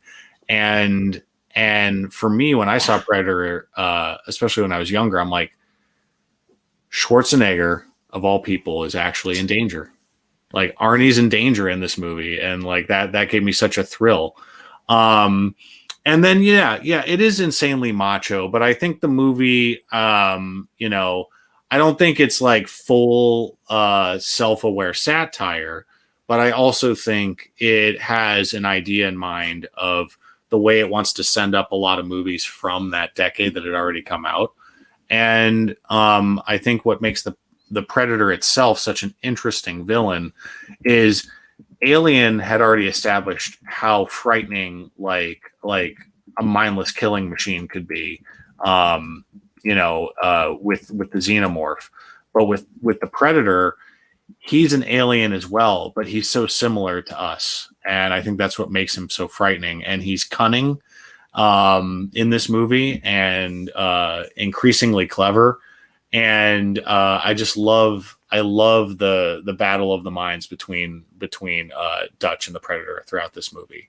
So yeah, very macho, very of its time. Certain aspects are dated, but I think Predator did so much, left such a lasting impact, not only on action and horror movies, but just movies. And Alan Silvestri's score does not ever let up in that film. It is relentless in the best way possible. So I vote for Predator as well. Mar. Well, I was prepared to go earlier and say that if Predator went through, I would make a really, really terrible joke in the next round just to perhaps entice people to vote for it. But I didn't even have to make that promise. Whether I do or don't make that joke is up in the air right now. But I love the Lego Batman movie so much. I love that, like, as everyone else mentioned, them harkening back to the previous movies. I love when Alfred is like, you're going through a summer period like you did in 1966, and 1989, and 1992, and 1995, and 1997, and 2008, and 2016. I love that part so much. I do like that weird one in 1966. Yeah, exactly. I like that kind of self-awareness that it has. I think it is one of the better 4-quadrant films. Because for example, I could show my grumpy ass old dad that movie, and I think he'd think it was adorable, but I'm sure my niece has seen it, and she's like 5. So I really appreciate that. And I have to pick Predator though, because I am fully aware I can remove my nostalgia goggles, but it has the quality to back it up. So I'm leaving them on. I'm goggled for this one. Like the practical makeup effects are some of the best that's ever been done. The Yautja people are a proud people, and I love that we start establishing that, so that way they can carry it forward into future films, even if some of them weren't that good. The music, as Adam mentioned, stellar. I almost turned this movie on last night when I was horrifically ill and just laying on the sofa wanting to die. But instead I decided to watch a movie I'd never seen before. But that's like my go-to comfort movie. Obviously the few outmoded references are inexcusable. So I'm not saying the movie gets a free pass, but thank goodness now we shouldn't even have to talk about that they were in poor taste. I mean, they really were even back then, but still, I don't forgive it for that. I just look at all of the pros that vastly outweigh that con. So I'm also going to vote for Predator. All right. With that, Predator does move on to the next round. That is lame on every level. All right. Final 2 of round 2. These are tough ones. Great. Captain America, the First Avenger All right, versus. I'm going first. I'm going first. I'm All going right, first. Planet the original Planet of the Apes. Taylor. I'm going first because I just want to rip this Band-Aid off right now and just get it over with. Because I don't want to have to talk after. Like I need to just. No. I need to save myself slightly emotionally here, where I just get it all out and then see what happens. Mm-hmm. Okay, this is really easy for me. Captain America: The First Avenger is my favorite MCU movie. Has always been my number one favorite MCU movie. I have championed this movie when everyone else, for the most part, has kind of ignored it or pushed it aside. And I just have so much love for the story they decide to tell, for the character arc we get with Steve, how he really gets established as a character for this cinematic universe in this film. I think the love story aspect of it is beautiful and tragic, and I still have a terrible time watching the end of this movie because it gets me emotionally every single time. And I just love everything about this movie. Like it just fits into my specific brand of what I like movies to be 100%.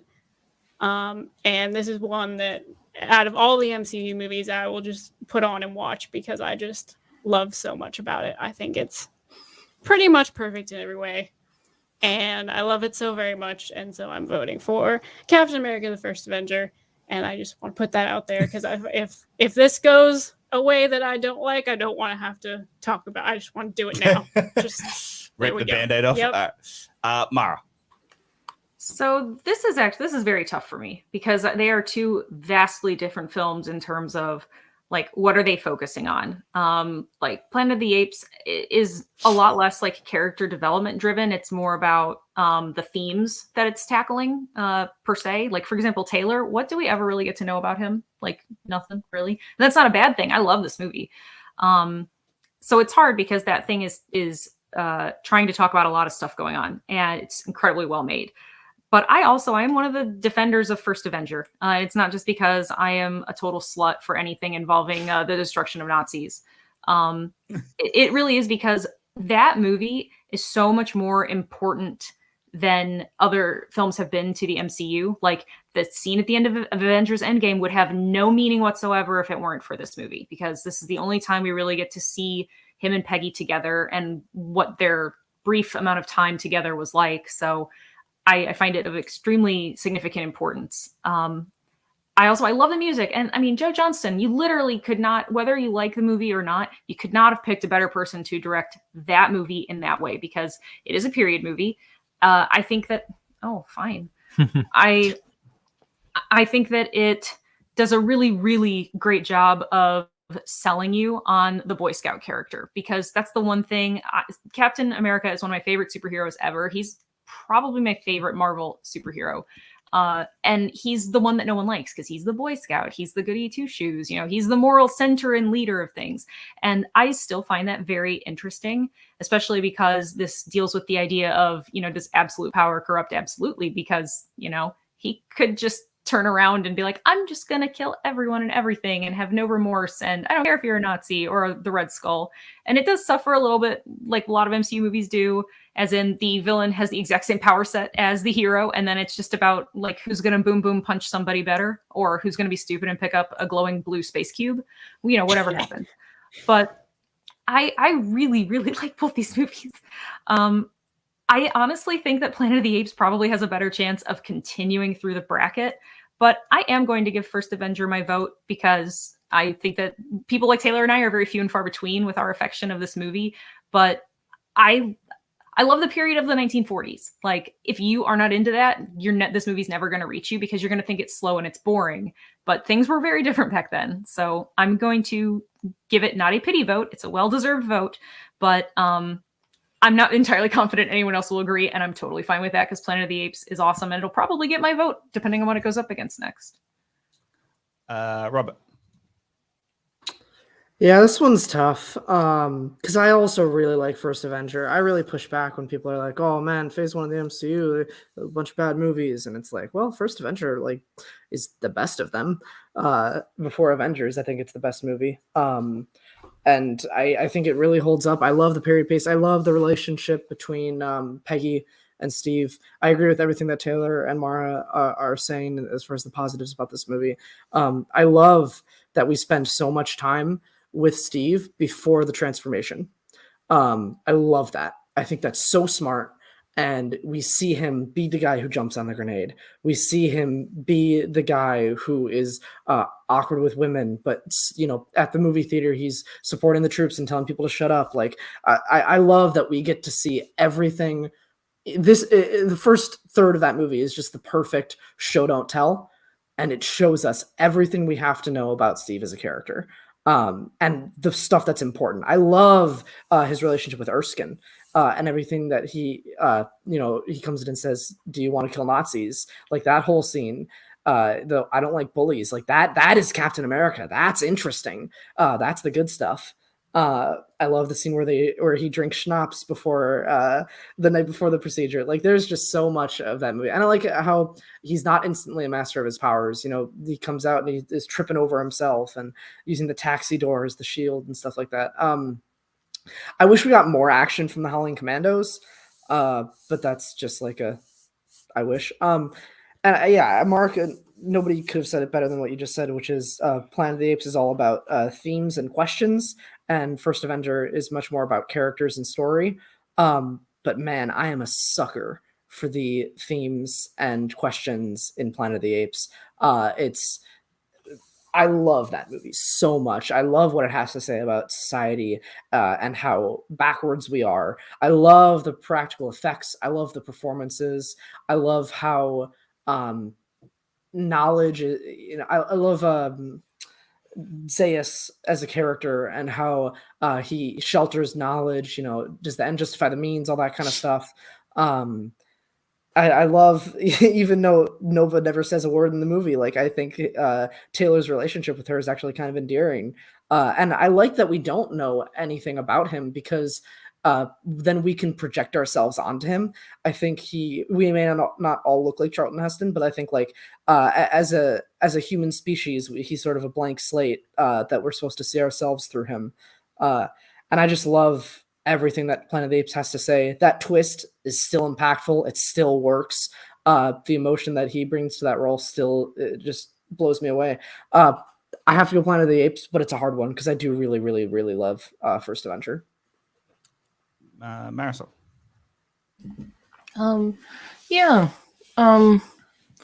This is I get how this is definitely a tight one. Because it sounds like we all have a lot of goodwill about the First Avenger.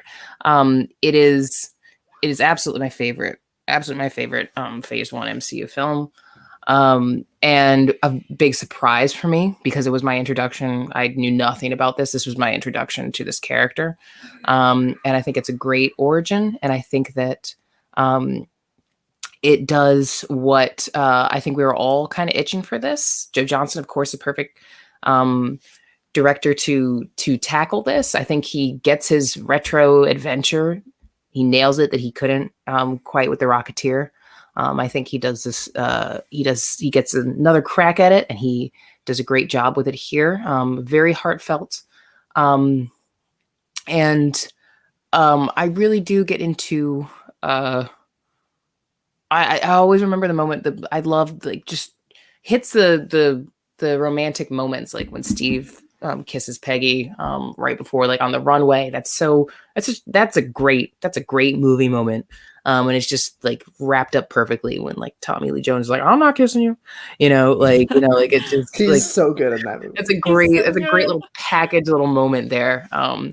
Always a great part from that film for me. It was great to see an adventure like this after like we had like a big gap. Like I think the last adventure kind of like this was that awkward Sky Captain versus the World of Tomorrow, which is the World of Tomorrow, not versus. But yeah, it is fun, and I really do like this movie. But it's the debate. I'm in the same boat as you guys are in this conflict about it, where Planet of the Apes is more interesting and engaging and impactful for me.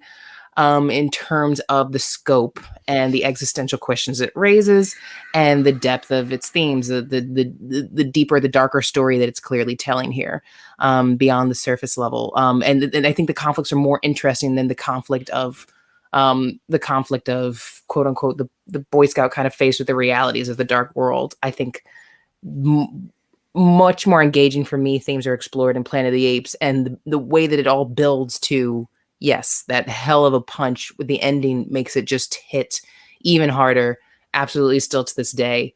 And this is one of the most legendary films ever made, so it's really hard.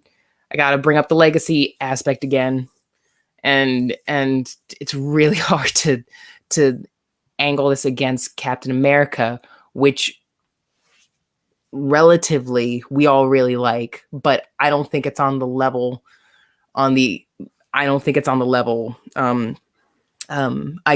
speaking, anywhere near close in the impact and legacy of Planet of the Apes, nor do I think it will be, even if we jump forward, another like 20, 30 years into the future.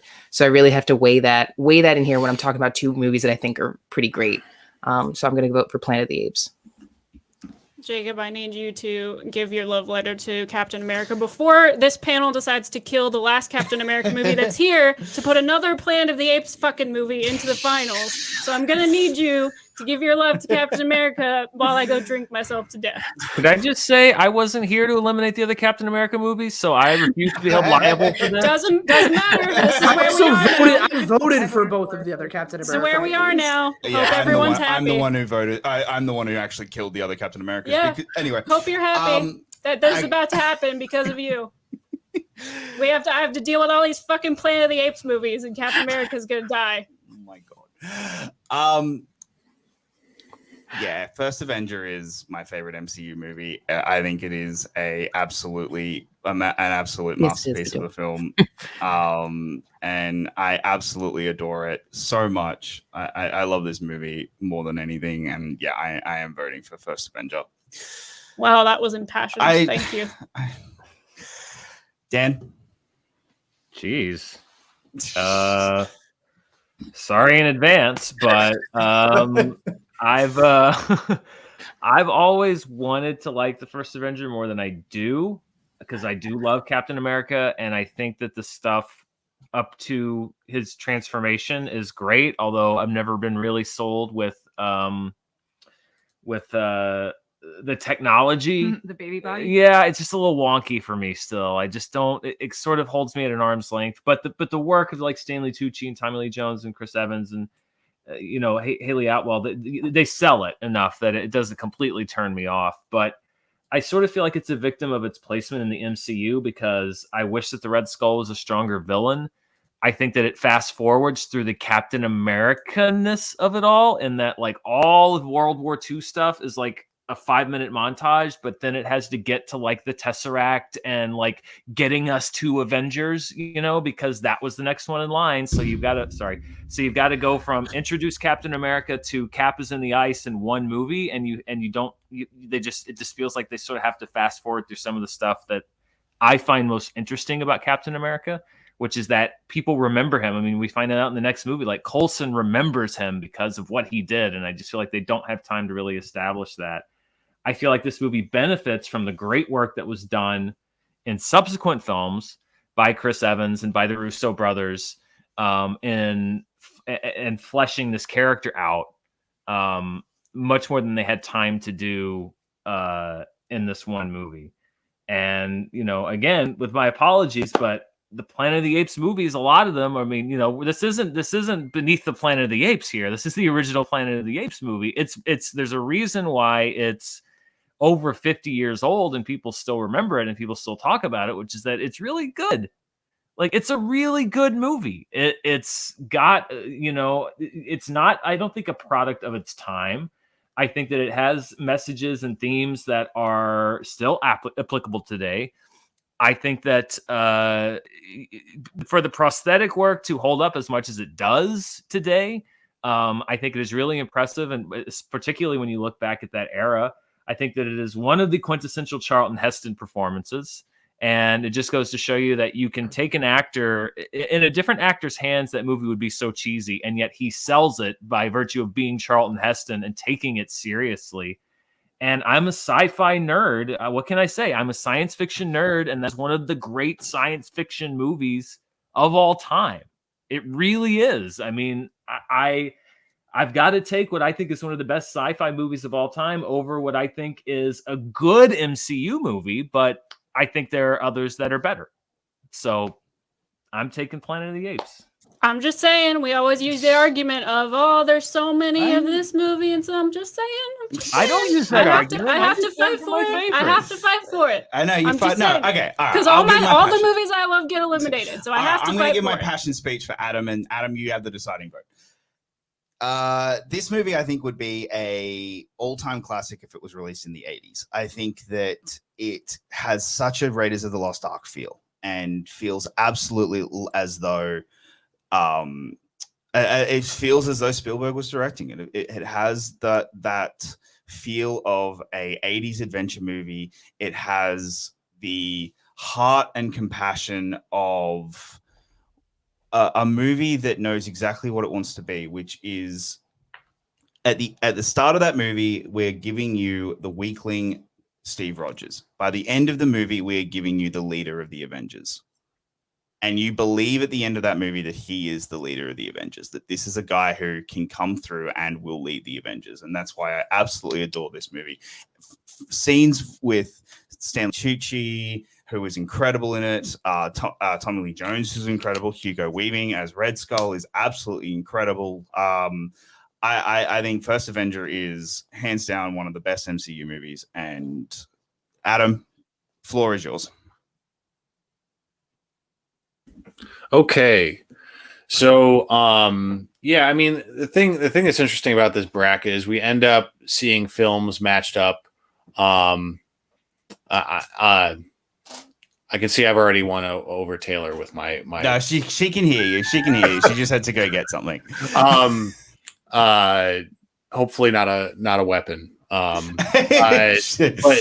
But when we see these movies matched up, they're like First Avenger and Planet of the Apes are speaking to very different themes. I get very different things out of watching these two movies. I remember when First Avenger and Thor came out. At that point, like I was on board with these movies, but I was very skeptical about Captain America and Thor, and I remember thinking like this is kind of a make or break moment for this experiment. Like these two movies they don't need to be perfect, but they need to work enough and not just feel like perfunctory superhero movies. And Thor felt that way a little, but I still like it. But First Avenger, I think, is a great standalone movie. And I was one of those people who was really skeptical about Chris Evans coming back to a Marvel character because I to this day I'm not crazy about those Fantastic Four movies. There are things about them that I'm kinder to in retrospect, but I don't think they're terribly great.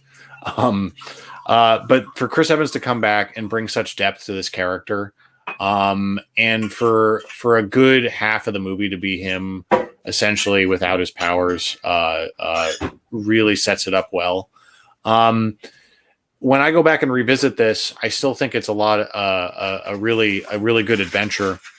But it does feel like, kind of a jaunty, breezy superhero adventure. And when I look at Planet of the Apes, I mean, for it to come out the same year as 2001: A Space Odyssey, and for them they speak to similar themes, but different themes entirely at the same time. And Space Odyssey goes a lot bigger in certain ways. But one thing that I always love about them that they visually have in common is the opening scene in in Space Odyssey with the dawn of man. And the ape-like men and the prosthetics they wore in that are very similar to the prosthetics in the Planet of the Apes film. And so that's kind of like a weird idiosyncratic thing. Like aside from the fact that they were released in the same year, I've always linked these two movies in my mind, 2001 and Planet of the Apes. And I just think Planet of the Apes unpacks so much about the way we organize ourselves into classes, the way we treat animals, the way we treat each other. Even though Charlton Heston gives a really good performance in this, the characters I really glom onto are Zira and Cornelius, who end up going on to be the heart of the sequels, and really set up the legacy of the new trilogy in a lot of ways. I love the shocking moments of horror in this, like when Taylor realizes his friend is lobotomized, and that he's dealing with what he thought was, sort of this primitive group of creatures, but in actuality they're quite calculating, and I mean there's a lot to unpack with Planet of the Apes, because of the way they do the makeup and the set design. I think that's why the film holds up as well as it does.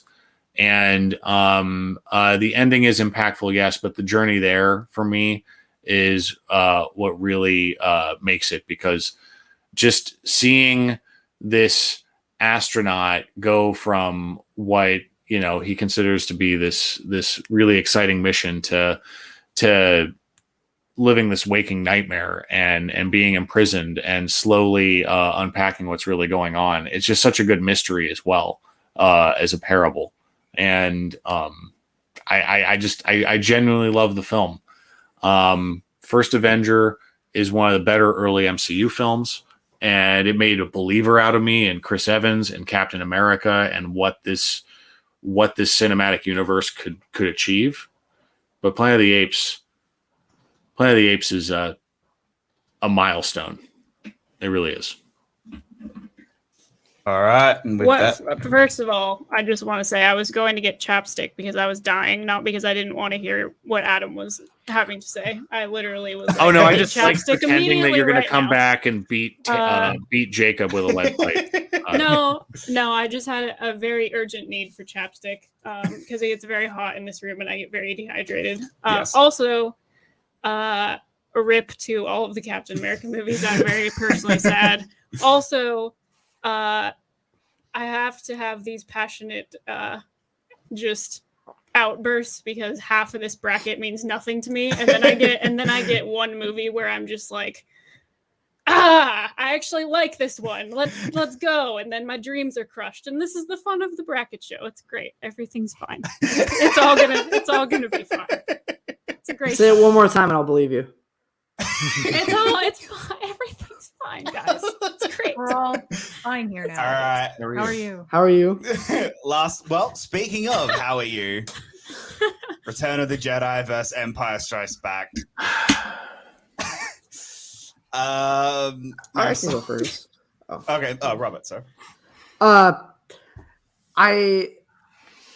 This one is tough because they're both really, really, really great. As far as which one that I personally like more, I like Return of the Jedi more than I like Empire Strikes Back. I just am a sucker for endings, and I think it really lands the ending. One of my favorite line deliveries in all of Star Wars is "I am a Jedi like my father before me." Like that ending impact, Vader betraying the Emperor, that whole stuff, all of that is just really impactful and really, really good storytelling and acting. Both of these movies just make me think of the Family Guy Star Wars stuff, but there's good bits, lots of those. But yeah, Return of the Jedi is the one I like a little bit more. I love everything on Tatooine with Jabba's palace and the Rancor fight and all the weird music. I'm just a sucker for all that craziness. And while Empire, I do think is a deeper movie, a more intellectual movie, probably a better made movie. I just would rather watch Return of the Jedi. It's just the one that I personally prefer a little bit more. So Jedi for me. Dan. This is fairly easy for me. I think Return of the Jedi has one of my favorite sequences in the trilogy, maybe my favorite, which is the whole throne room confrontation with Darth Vader. But it's always been my least favorite of the original trilogy, mainly because, we have the second Death Star, and also, the Ewok of it all. the highs are high and the lows aren't terrible, but the lows are sort of like, it's the one that when I rewatch the original trilogy, I sort of find myself kind of waiting around the most to sort of get past this part. Whereas Empire, I think, is just start to finish some of the best filmmaking. You know, I think it was really if George Lucas had managed to stay in that zone of like building the world and yet letting filmmakers kind of do their thing with the movies like he did with Irvin Kershner. And I think a lot of it was because he had a built-in respect for Irvin Kershner because he had been a student of his. And so I don't think there was quite that thing where, you know, he felt like he had ultimate control because there was somebody there that he obviously had faith in. And then it sort of tipped the other way, even with Richard Marquand, where it was like, well, you're directing the movie, but, you know, we know who's in charge. I just think that Empire has so many great moments, and the introduction of Lando, which I always wish that they'd done more with Lando in general. Like, he's set up so well in this movie, and he has a crucial part in Jedi, but it's mainly just flying the Falcon into the Death Star, and you know, he's got a little bit of a role at the beginning with Jabba. There's so much great about Empire that it outweighs for me the peaks of Jedi, which are a little bit peakier. It's Empire for me. Mara. Empire is my, I think, favorite original trilogy Star Wars film, but I think one of the reasons why is I think it is I prefer the pacing of that movie to the pacing of Return of the Jedi. I think that Jedi's second act does kind of feel like a chore at times. And I'm not saying I need action set piece after action set piece, but the talking moments in Empire, I think, are more significant and impactful than the talking moments in Jedi. And we can't fail to acknowledge one of the best cinematic reveals in history in Empire.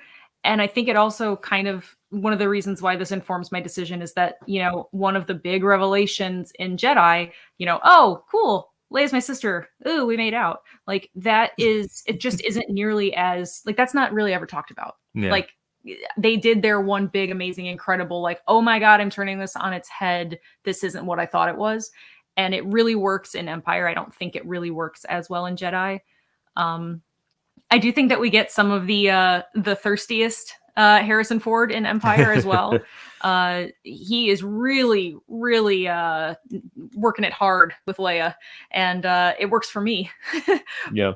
Yeah, but I mean, truly though, I love rewatching it. I think that it has a full and complete story in and of itself. Like, I know that we had the to be continued part, but as a middle films have a lot of responsibility to be a bridge from what came before to what will inevitably come after. And I think it's hard to nail it. But looking at my preferences in lots of movies, the trilogies that have really, really good middle films they always end up being my favorite. So I don't hate Jedi, by the way. I just was pointing out some of the reasons why things in Empire edged it out for me. So no hate on Jedi here, but I'm going to pick Empire as well. Adam. So, for the record, yeah, not crazy about this matchup at this period. I mean, I know we're getting close to the final here, but like, Jacob. I just want to say, with Return of the Jedi, it introduced some of my favorite things about Star Wars. Learning more about the underworld with Jabba the Hutt. The whole opening act of the film, I love, is just like a mini Star Wars adventure. It sets up so much about the larger Star Wars universe. Really cemented a lot of people's curiosity about Boba Fett, even though he fell into the Sarlacc pit. Didn't die. Well, I mean, we know that now, but that said, the thing that Jedi does that is my personal favorite introduction is the proper introduction of the Emperor, and really showing who's pulling the strings in this universe, and seeing the follow-up to that conversation in Empire that Vader has with the Emperor, and seeing how deferential he is, really for me back then, before any prequels or sequels, really showed you everything about that power dynamic. And it was fascinating to me because Empire is the movie that delivered on how devastatingly scary Darth Vader could be. The first film, A New Hope, does a great job of setting him up as a villain. But what I love about Empire with respect to Vader is how it really gets into his obsessiveness. And even though we're not getting the full story right away, we know there's more to Vader than was let on in the original film. And I love the reveal of him without the helmet, that tease of what he looks like. Again, you need to put it all back in context. Back then, before we knew everything about Anakin Skywalker and why he looked that way and all of this stuff, it's just so fascinating to get these little teases and glimpses into these characters. Empire also did what it does well is it separated all the characters and really put them on all their separate adventures for the first time. And, you know, we really fell in love with them in A New Hope as a team, but to see them split up, some of them stick together, some of them don't. And really see how they strengthen on their own and end up coming back together is great. Yoda, I mean, the Empire introducing Yoda is just, it can't be overstated. The legacy of that character and how some of the most memorable scenes in all of Star Wars happen between Luke and Yoda. So I think Empire is the ideal version of what collaboration in Star Wars can be when you have a director like Irvin Kershner and a creator like George Lucas. Like Dan was saying, Richard Marquand didn't have as much autonomy with Return of the Jedi, which is obvious. But Empire showed what it can be, what Star Wars can be when it's truly collaborative. I think we're seeing that nowadays with the live action series, especially so far. So, like, I think that's what Star Wars can be at its best, which is why I'll vote for Empire. But Return of the Jedi, again, has some of my favorite moments in the entire saga and deserves all the credit in the world for giving us Emperor Palpatine in his proper form. But I love Empire just a little bit more. Marcel? Yeah, I wouldn't fault anybody for voting for either in this situation. These are both absolutely two of the best Star Wars films out of the whole shebang bang. And I it just comes down to what really is what ticks your boxes narratively. And for me, instead of like the whole like there's much more of a feeling of everything's going to be okay. Here's all the resolution and the wrapping up and us problem solving. That's fun and that's a lot of great adventure. But for me, it's always personally more interesting to me for like, no, here's where the plot is just thickening and everything's getting a little worse and things are getting more dangerous and everything's intensifying for our heroes. And I always, that's why like something like Two Towers is so interesting. And a lot of people cite that as like their favorite Lord of the Rings, because that's where the plot just thickens. Like everything gets, the problems just rack up and they don't have solutions yet. Or why Infinity War is so great for me, because it's just setting up like all the stakes and the danger. And that's 1,000% what Empire Strikes Back does, and just does it in spades. And that's really exciting for me personally to my taste with the Star Wars films. It's the full package for me because of the romance, obviously the best romance in any of the films. Star Wars is a romance light series anyway. And there's not really a lot to stack it up against. And this, you know, the classic, very traditional relationship between like Han and Leia beats miles at what is that to compare that to the like, you know, like I truly deeply Oh, I already like vomited what do you today. compare that to? Like that? Like yeah, Attack of the Clones, like bleh. But yeah, it's a full package. It's great. I wouldn't fault anybody for voting for either, but Empire is the flawless one for me. That is after my black little heart. So Empire Strikes Back. No. Yes, I feel like I'm going to get to talk about this again. So I will just say Empire Strikes Back because everyone else has kind of wrapped it all up. So I will save my thoughts for later. All right. We get to this. This is where the fun really begins when we get to the hard stuff. Ugh. Lord of the Rings, The Return of the King versus Batman Begins. I'm going to start, and this is going to be my only justification, and it's going to be a stupid justification, and I have and there's nothing that I can We split love these that. two.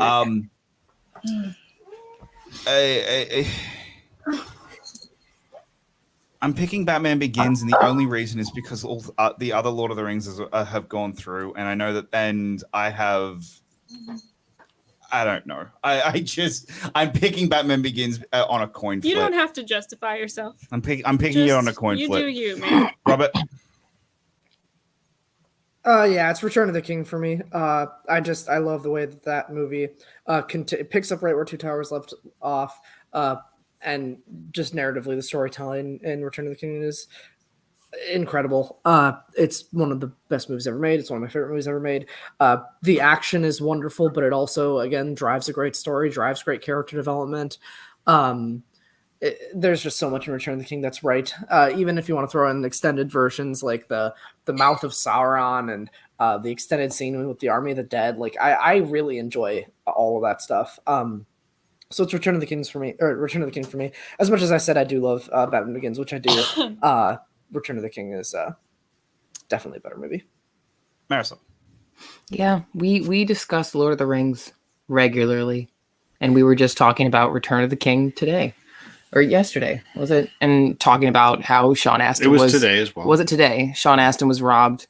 Like absolutely needed an Oscar nomination for the emotional peak that was Samwise Gamgee for being the heart in a series, a whole trilogy with oodles of characters with heart that you really feel for Sam, just even kind of standing out is remarkable.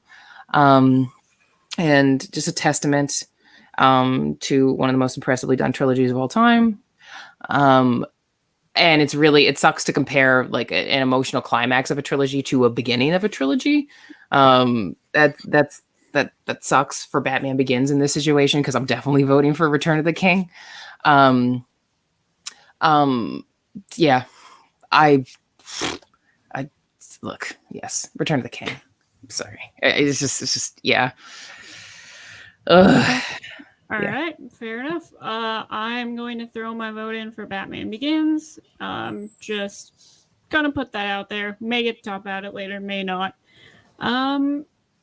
Adam, what are you going with? Yeah, I got to speak about Batman Begins earlier and Return of the King, so I'll try and keep it brief. But yeah, Batman Begins, great legacy, continues to build its audience and its legacy, and I think it's going to continue to age well as one of the best Batman movies ever made. But Return of the King, I just love this film trilogy. And Return of the King really sticks the landing in every single way. And just one minor thing I didn't mention earlier, as a fan of the books, when I initially saw Two Towers, I was frustrated the first time I saw that movie and I didn't see Shelob, because I wanted that so bad when I saw that film. Right.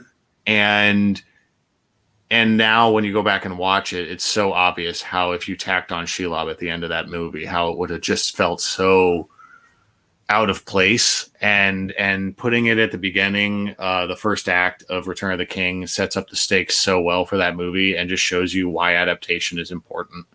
And that's why Return of the King is special, because it ends a story that for the longest time people didn't think was adaptable in live action. And yeah, it's very special for that reason. So I vote for Return of the King. Dan.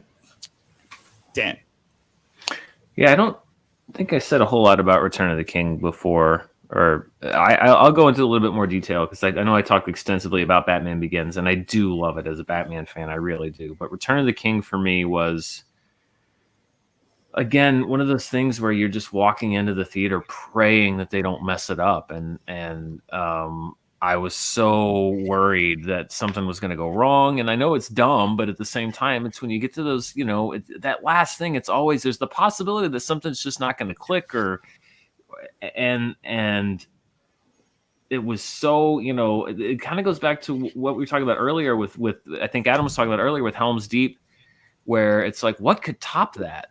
And then you see this Battle of Pelennor Fields. By that time I'd read the book, and so I knew what they were going for, and I'm like, no one could do this. No one could ever make this a reality, and they do. And it was just so stunningly well crafted and well made. But it wasn't just spectacle. You have these little moments throughout the film that are so great. Even before they put in the extended edition where you know that Aragorn thinks that Frodo's dead, him turning around, and what's one of my favorite moments in the movie, when they're going up and they're basically on a suicide run, and he turns around and he says, "For Frodo." And that's all anybody needs. And watching the fact that Merry and Pippin, like, if you watch the wide shot, they're like outrunning. They're the second two to go running. Like the smallest ones, probably the first two that they're going to get killed, and they're the second ones that run out there behind Aragorn. And it's just little things like that, or when it looks like it's going to all go down, and you have that great conversation between Gandalf and Pippin about death and what it's like, and it's not, basically he's comforting this his friend in a time of need, and then of course I still remember just it. I mean, it was a gut punch when I read the Grey Havens, that Frodo was leaving on the boat with everybody else, and so I knew that was coming, so I prepared myself for that. But you get to the coronation, and you get to the hobbits, and they bow, and that line of just Aragorn saying, "My friends, you bow to no one," and then the entire Middle Earth all kneels for them, and it's just like, oh my God, just ripped my heart out. That's why I've never felt bad about any of this. Like, oh, it took 20 minutes to end. It's like, yeah, but each one of those endings was perfect, and it brought to an end the story thread of a different character every time, and you get smaller and smaller until you're just left with the hobbits. And then and Elijah Wood, I agree that McKellen, I think, should have won the year that he was nominated. He didn't. I can't begrudge Jim Broadbent for putting in a great performance, and I agree that Sean Astin should have very easily been in contention for an Oscar. But I also think that Elijah Wood is often overlooked in these movies. He plays that last scene, those last scenes between him and Sam, and he explains why he has to leave. And I always just love that moment when he goes up the ramp and he gets onto the boat and he turns around, and like for the first time since the beginning of the first movie, you see that Hobbit who he was before any of this happened. And like all of that weight and just melts off of you. So it's not just the spectacle of it. It's the fact that they found these little moments, these great character moments that help you to care about not just what's going to happen, but who it's happening to. And it's just built up so great. It's such a great payoff. And it's, I've watched that trilogy probably, I can't tell you how many times. And I'll watch it, I can't tell you how many more times in my life, just because it's done so well. So as much as I love Batman Begins and what was brought to the trilogy, and to the character of Batman, it can't stand for me next to the achievement with The Lord of the Rings, The Return of the Kings. And so that's what I got to go with. I have to go with Return of the King. All right. Well, is Mara... let me see. Do we need her for number? No, we don't need her vote. Like, it's... Let me just text Return her of the King is going through. But... just make sure.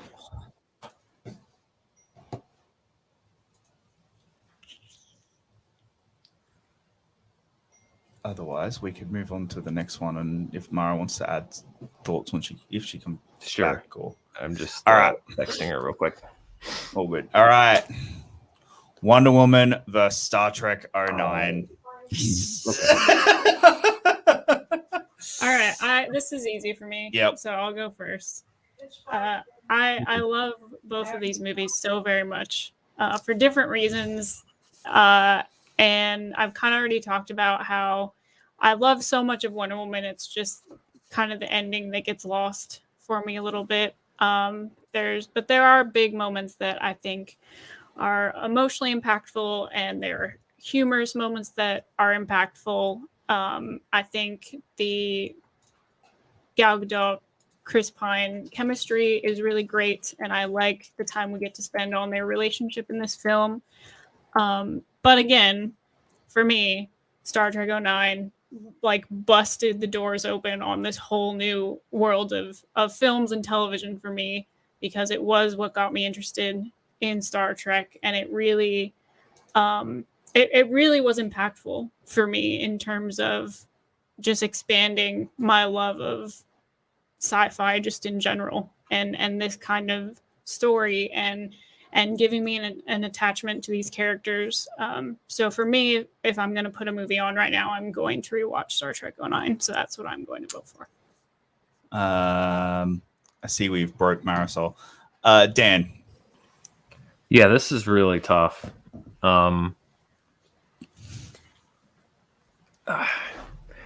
Wonder Woman is one of those movies that just like lives up to your expectations and honestly your hopes, because beyond just being a fan of DC, I really was hoping that Wonder Woman was going to be good, just because I didn't want everyone who had second guessed it and said it would suck to be right. And I was so delighted that they were all wrong. It made all the money, and all anyone could do was just, pardon my French, but shut the fuck up and take it, because it ended up being a financial success, a critical success. Again, not a perfect movie, but I think one of the better superhero movies made in the last decade or so. So it's tough, because it's like weighing that. I think it really does come down to what I think is the more complete film. And even though I have misgivings about both, as I mentioned, I have some issues with the first act of Star Trek 09, but I think for me, my issues with the third act of Wonder Woman are slightly larger than my issues with the first act of Star Trek. And then you add into the fact that Star Trek, again, spoke so much to, again, while I was a fan of DC, I was a deeper fan of Star Trek. I was more of just really a Batman, Superman DC fan. I went deeper when it came to Marvel. Star Trek, I was so deep into, and it nailed the spirit of everything so much that in a battle of two movies that I really liked, I got to go with my heart here, which is Star Trek. And it really hurts, because I really do love Wonder Woman. And if it does move on, I will not begrudge it. I will not begrudge it for 1 second, because it is a really, really good movie.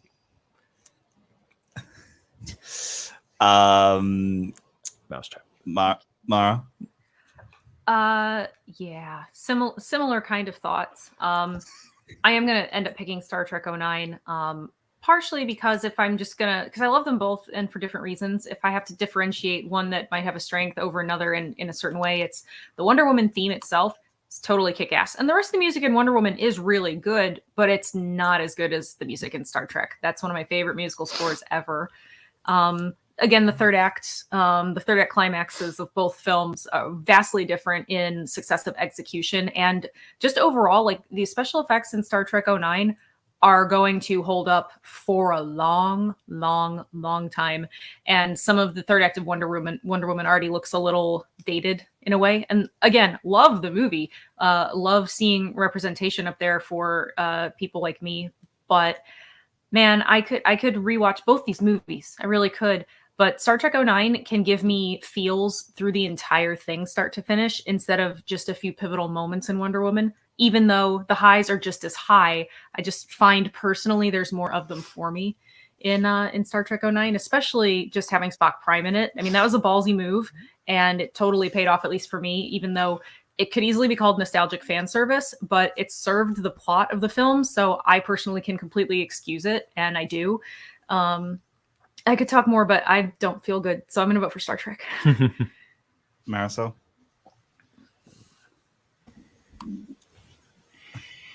Do you want to go when there's... Okay, do you want to know what the result is, or... She may or may not have a weapon.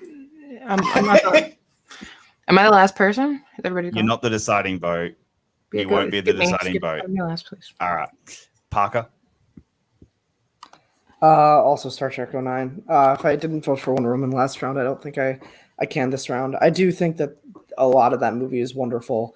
The scene where Charlie starts to sing while he's playing piano is really lovely and really wonderful. And the romance isn't forced. There's real chemistry, but you also like getting from when Steve and Diana meet all the way to that room in the snow. Like it takes its time and develops it really, really well. And I mean, yeah, everything. The scene like where Danny Houston's character Ludendorff like uses the gas on the town, and Diana runs into it, and she like is furious at Steve and everyone because she could have saved them, she could have stopped this, and she's just devastated. That scene is really, really good. I just have big problems with Wonder Woman. I'm also the kind of person who gets really annoyed at stuff like, oh, if the sword was in her dress and then she started dancing, is Ludendorff not just going to feel this like massive fucking sword on her back? Like that, those kind of things You don't know really how annoy backswords me. work, Robbie. You're right. I am not an expert at backswords. Those kind of things just really, really bother me. It's the same thing when like in Dark Knight Rises, where like the police are like in the sewers for months and months, and they're all like clean shaven and perfect haircuts when they come out. That kind of stuff just really, really annoys me. As Star Trek 09, I would watch many more times than Wonder Woman. I like it much, much more. Adam?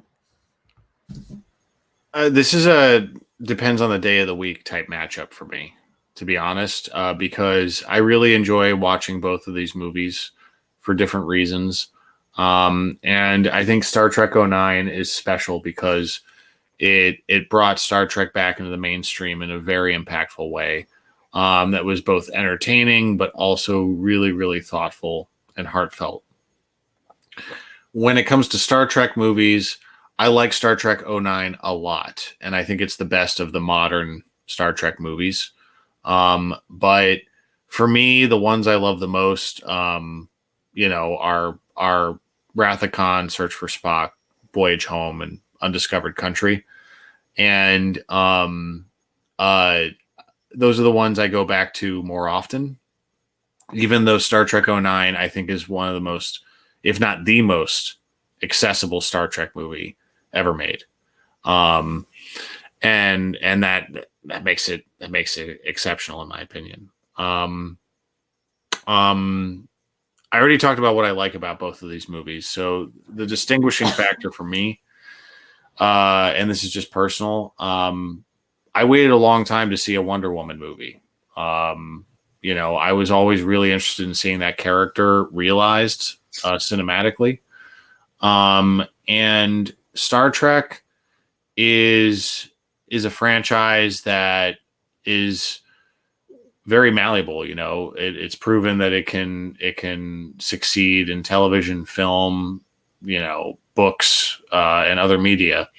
Wonder Woman is an adaptation of a comic that people have loved for decades, and for it to adapt the character faithfully, but also establish such an immediate legacy for so many people to seize on, and for young people of any gender to look up to in lots of ways. Wonder Woman to me is just something that resonates with me just a little bit more emotionally when I watch it. So it's a very slight margin that I'm going to vote for Wonder Woman, even though Star Trek 09 is top 5 Star Trek movies for me, for sure. Marisol?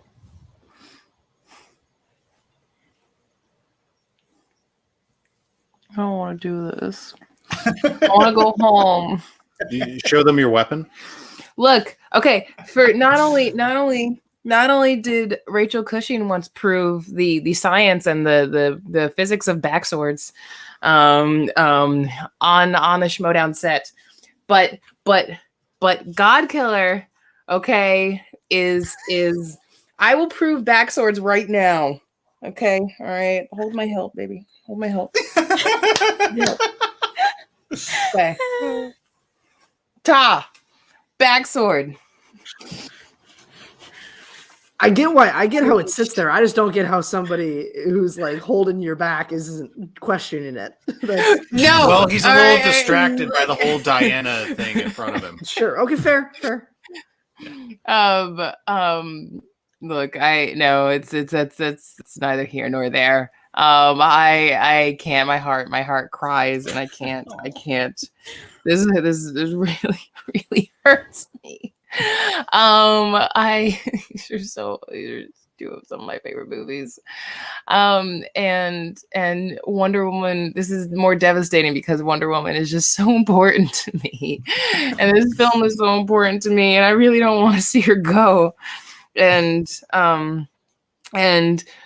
films have flaws. My favorite film of all time is Jurassic Park, and that is a fucking flawed film. Okay, it's okay. It's okay. Flaws are beautiful, and it's okay to have some narrative stumbles, and it's okay. And films can still be amazing and still be some of the best films you've ever seen with flaws included.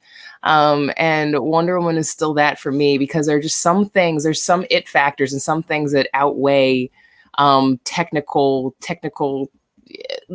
whatever you want to call it.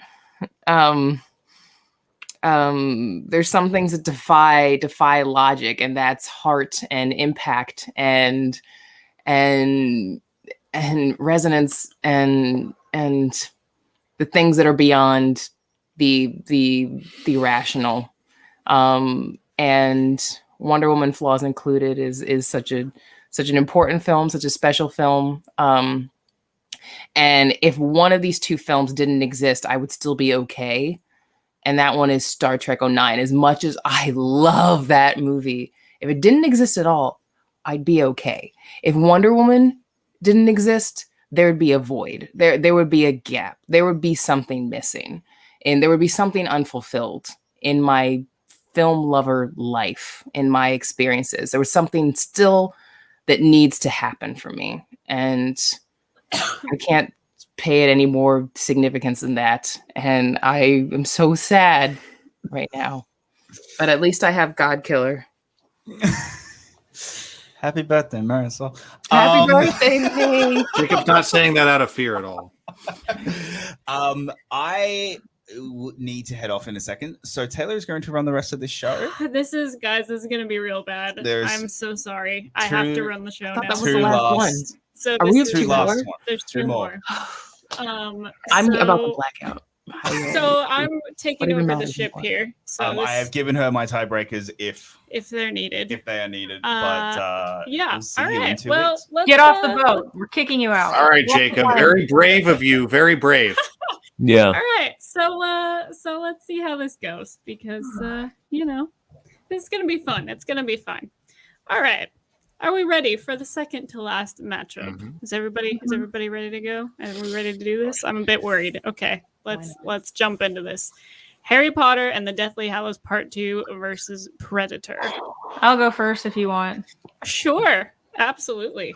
I've sung the praises of both films, but I'm just going to go straight on the fact that I've seen Predator like 315 times and I'm going to watch it 700 more in my life probably.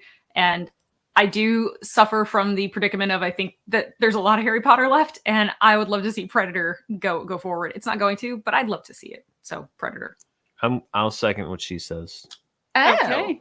All right. So make that two different movies, but still two for Predator. Oh, I thought you were going to say Predators and then I could say wrong movie. No. Damn it. Not for the two either. Robert. The Predator.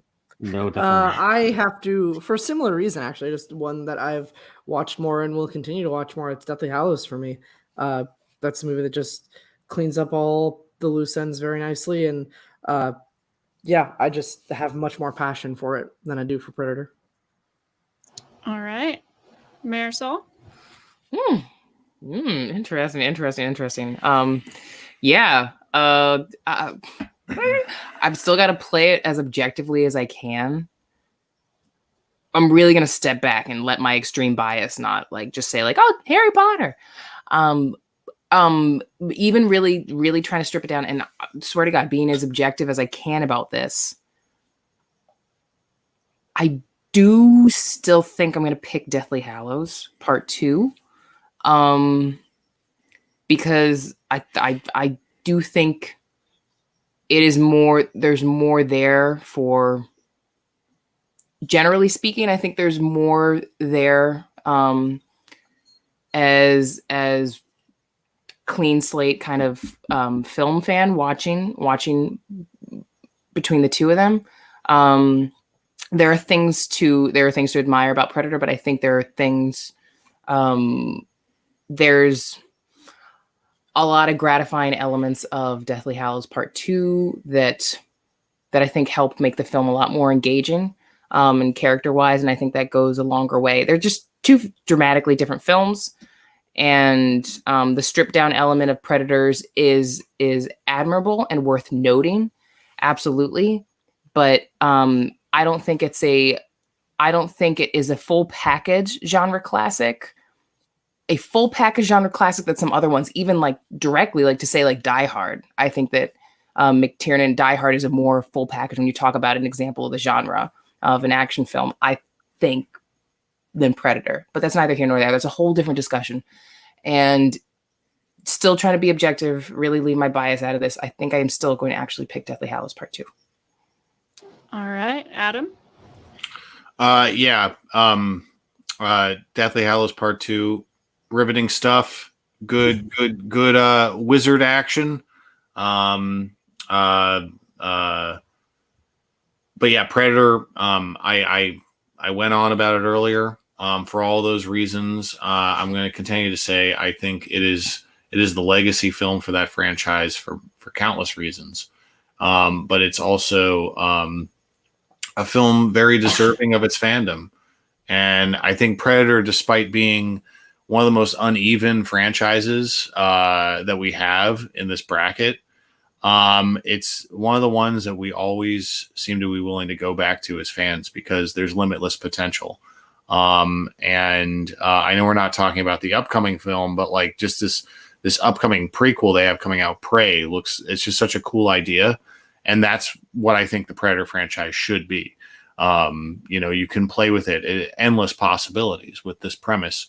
This is a creature that can go anywhere, any galaxy, any era. And for it to show its ugly face in the 80s at the height of, Schwarzenegger and Stallone and everything, I just think it's a really cool movie of its moment that's vastly entertaining. So I vote for Predator. All right. I will be voting for Deathly Hallows Part 2. I don't think that shocks anyone based on my lovely rant about Predator earlier. However, Jacob is the tie-breaking vote, and he has told me he's voting for Predator. So that is what we'll be going through. Wow. Oh, and he's not here to answer for it. I mean, I'm not mad about the vote. I know. So he's leaving me to relay this stuff and then have to pay for it, which is fine. It's all good. All right. So Predator does move on. We say goodbye to Deathly Hallows Part 2. All right. And our final matchup of the day. It's okay. This is the happiest. Look at that smile. Planet of the Apes versus The Empire Strikes Back. Ooh. Yes. I don't like Is that. there anyone that would like to volunteer to start? I will volunteer. Okay. I feel like we went through so much heartache for what I think is going to be an inevitable result, which is that as much as I love Planet of the Apes, I have to go with The Empire Strikes Back here. I think it just it's as revolutionary a film as the original Star Wars, and I think that when you talk about legacy, it reverberates not just inside its genre but throughout filmmaking. There's so many, just pop culture was shaped by this movie. Future filmmakers were shaped by this movie. The idea of like storytelling and what you can do and the concept. I think so many filmmakers were emboldened by Empire to come back and do a second film that didn't necessarily have to be a complete retread of the first film, and that you could take the story in new directions. And we were so early at that point, I think, into feature blockbuster sequels that you'd get like your Jaws 2, which was like, oh, Jaws 2, it's just like Jaws, except there's another shark. It's like I think the trend was like, okay, when we make a sequel, we have to just replicate the original. And I think what Empire Strikes Back did was to show people like, no, you can take the same characters, but continue telling your story. It doesn't have to be going backwards. You can go forwards. And I think that we saw a lot of great movies come out of this. And again, it's still just, I mean, the technology was groundbreaking. And the fact that, you know, you have the introduction of Yoda, who's a great character. Like, Yoda really is a great character. At first, he's like, oh, it's another Muppet, you know, and then he kind of reveals who he actually is. And you actually do care about this little green piece of rubber. And, you know, I think this is a movie where you really, really start to really care about these characters. Like, really actually care for them. And that's extended, obviously, to today. So,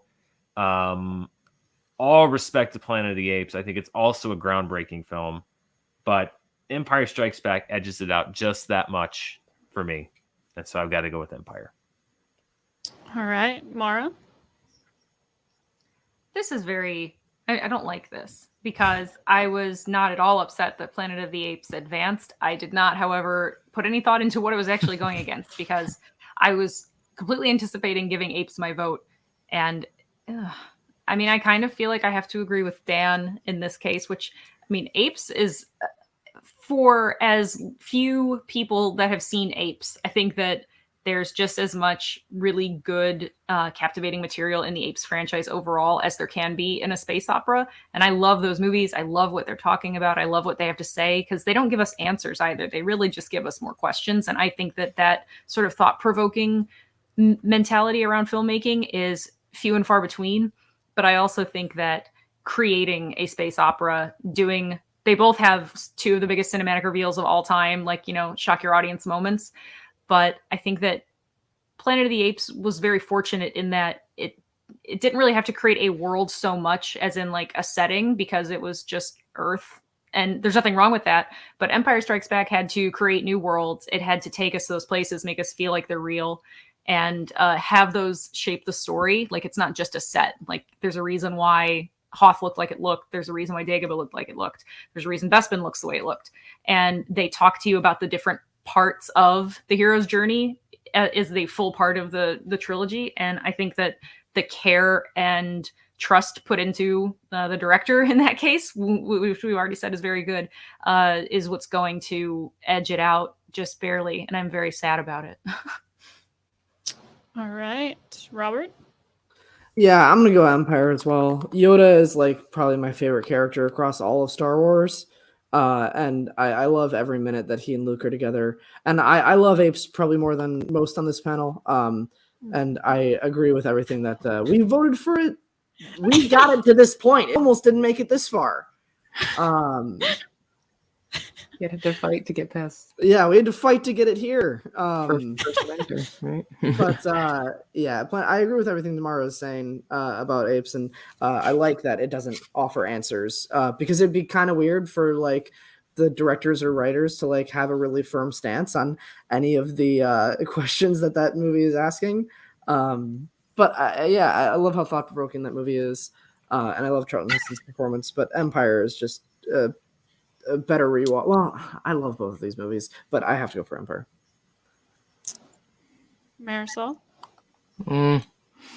Yeah, there's nothing. You know, I like to throw the legacy card. You know, I like to throw the legacy card in when I'm like really trying to like decide between two great movies. But these are both legacy movies. Like there's what is there to compare? Adam, you mentioned it earlier. Yeah, 68 was a benchmark year for sci-fi. Holy shit. And Planet of the Apes is no exception. It's just one of those things which is personally a movie I enjoy more. And do I think that what is raised, the questions that are asked and what is raised, this sounds hypocritical because I brought this up before.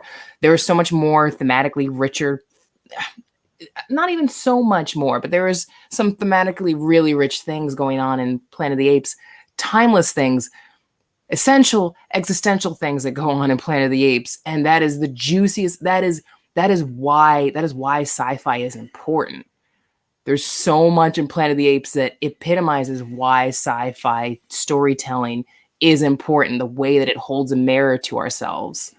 And it is so nailed in Planet of the Apes. And I'm extremely conflicted here because I just personally really love Empire Strikes Back more. Like I think that is like Dan, you were saying, like kind of benchmark blockbuster filmmaking legacy in terms of expanding a very moving blockbuster filmmaking forward in a big way, sci-fi filmmaking as well, and storytelling. It also moves storytelling in its own way with taking the chances on expanding on worlds and really taking risks and trying to expand narratively what the limitations people had on these kind of films, where it's just like copy and paste with these formulas. This is fucking tough. I'm at odds with this. I'm talking so much because I don't really know which one to pick because it's two very different reasons. Oh shit. Howard the Duck. Right. Sorry, I vote for Howard the Duck. Oh my god. I'm gonna vote for Empire Strikes Back. All right, Adam. Yeah. So I went on about Planet of the Apes earlier extensively. Mentioned 2001 and how those two films are very linked in my mind and my viewing experience.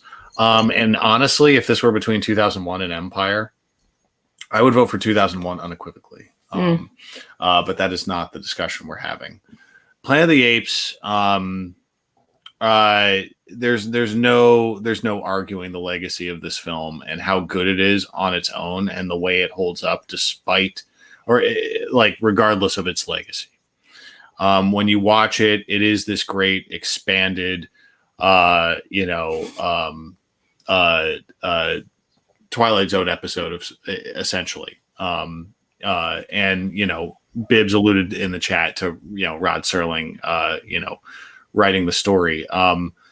It is one of the best original dystopian tales that we've ever seen. And like I said, the effects hold up remarkably. It asks so many thoughtful questions. But when it comes to Empire Strikes Back, what this movie for me achieves, not only is it a great sequel to A New Hope, but ignoring any of the countless Star Wars sequels and spinoffs and stuff we have, if we just look at these original movies, Empire Strikes Back is very special because it endeared us to the characters, like Dan said, even more than the original film did. It showed immense vulnerability for all of them, including the villains.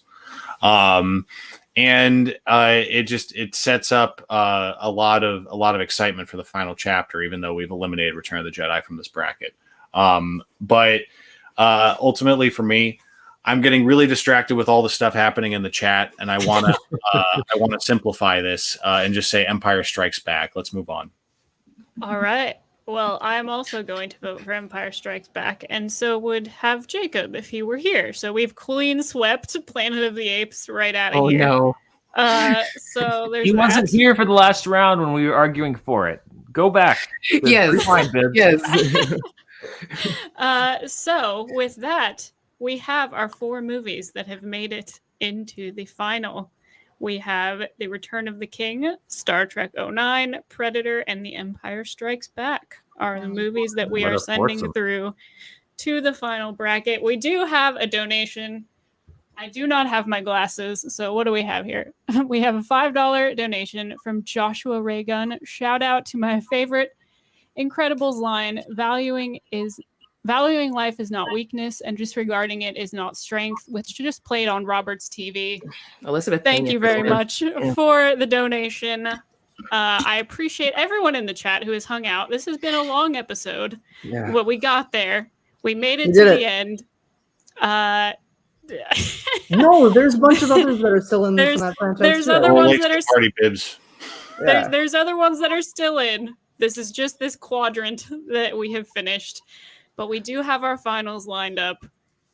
We did it, guys. Woohoo! We made it to this point. Our Mama. final episode is going to be a live episode as usual, but we're all going to be in the same room together, which could get very dangerous very quickly because there's no I'm bringing screen Todd separating bringing Todd anyone from throwing swords or lightsaber fighting or whatever else might happen.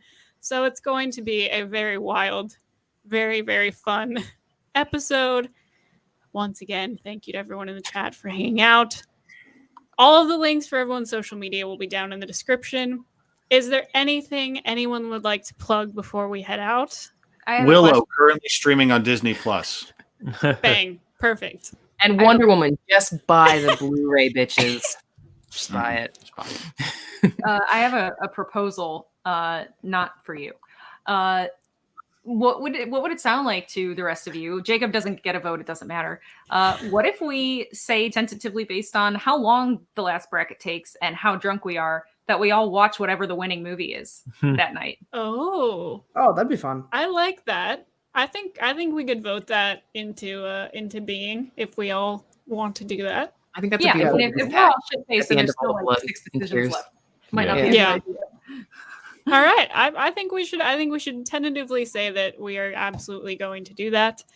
The only thing I will say before we wrap up this stream is we do have our next episode of Film Review Weekly coming out tomorrow. We will be talking about King Richard, so have a look for that when we release it. Thank you to everyone for hanging out. We are all going to go because we are all very tired and we all very much need sleep. Thank you so much to everyone for hanging out, and we will see you all next time. Bye, everybody. Bye. Bye.